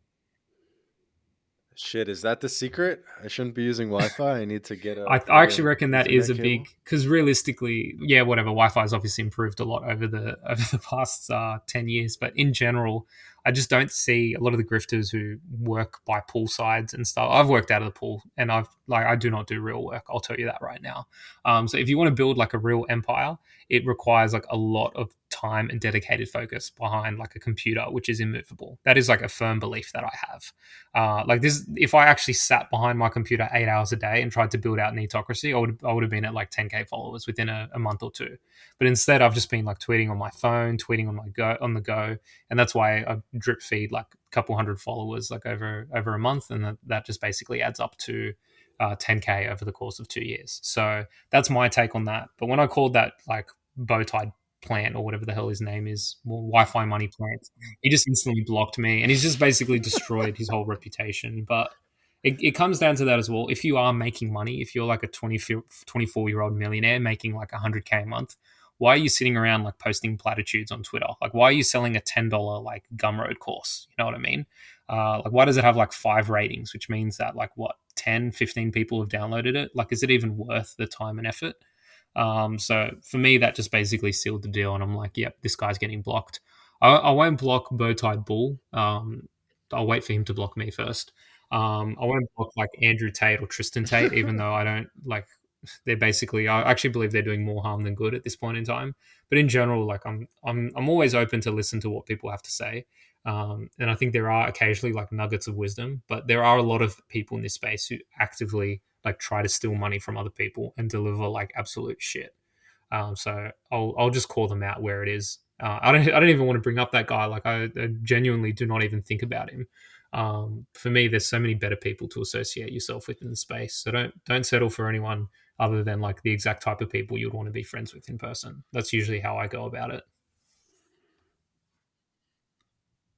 No, that's it's funny. Makes me laugh. I mean, hopefully, some portion of the audience is laughing too. All the Twitter diehards. Um, no, so that's good. What else? What else? I mean, we definitely want to get to wrapping up the episode. Is there anything that you wanted to make sure that we got in I think we've like before we covered pretty wrapped much up? everything. Like it's been really good talk. I think there's a lot of wisdom. If I could just plug a few things, once again, I'm very strict on not making any money from my Twitter account.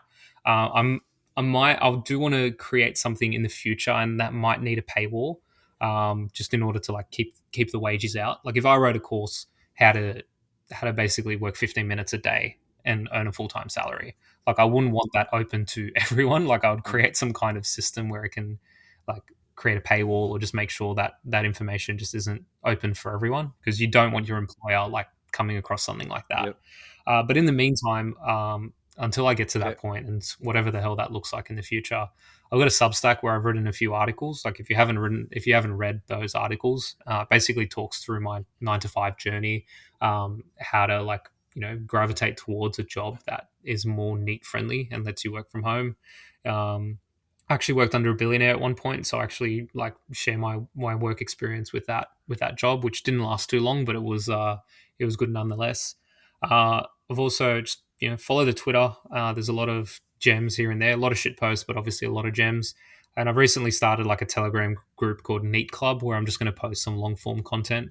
Like we are talking before the podcast, but I basically don't want to pay Elon $8 a month for Twitter Blue, so I've set up the Telegram just to post some longer form content and rants, and obviously lots of memes too, which I want to kind of archive. So Twitter is just going to kind of be like a toilet where it like Hmm. flushes every single day, and there's going to be new shit coming out, and some of it's good and some of it's bad. Whereas Telegram, I'm going to try and really curate that and Hmm. make that a lot more high value, high impact. So yeah, basically, go join the Telegram if you want. Sure, we can slap a link in here somewhere, but at the end of the day, just my main advice is just stop caring. Follow the stop caring bot as well. I'm really shilling a lot of things right now, but I just generally find all of these things really useful, and my followers do too. So yeah, basically just get all of that, get all of that done, and you'll be sweet. Random question: do you think that the not caring philosophy is sort of a phase where you can do it maybe in your 20s or early 30s type of thing, but kind of tough to not care when you have a couple kids and you got to put food on the table and provide for other people, that kind of thing.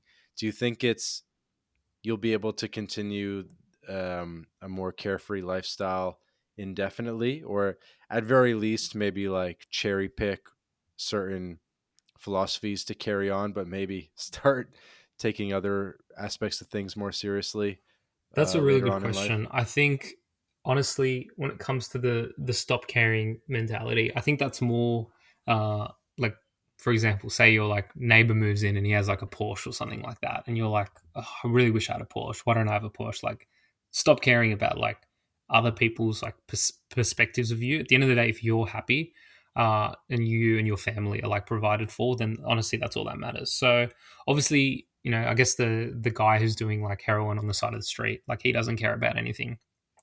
He's probably like deep down like very broken from like all the drugs. So there's a fine line between like, you know stop caring and like just throwing your life away.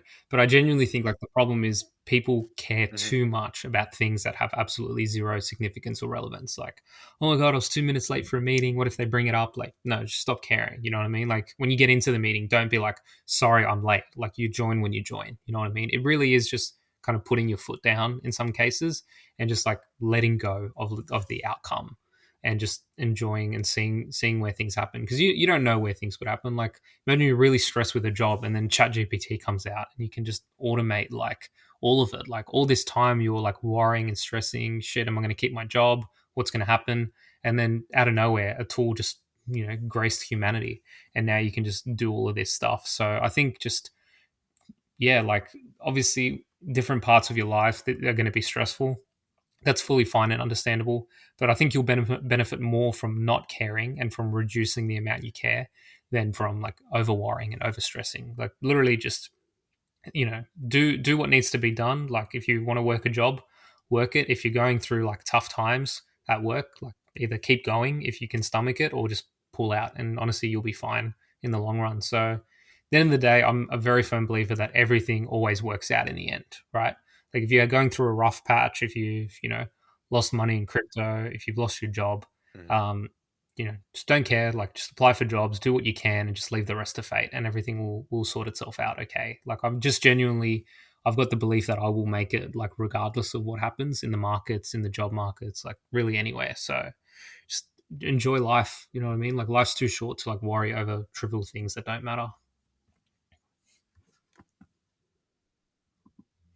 I like it. Words from the wise, Mr. Neetocracy himself. Do you want to shout out, I guess, the Telegram group or anywhere else you Yeah, want to sure direct thing. the So, audience one more time? the Twitter handle for the Stop Caring bot is at Stop Caring Pepe. Very easy.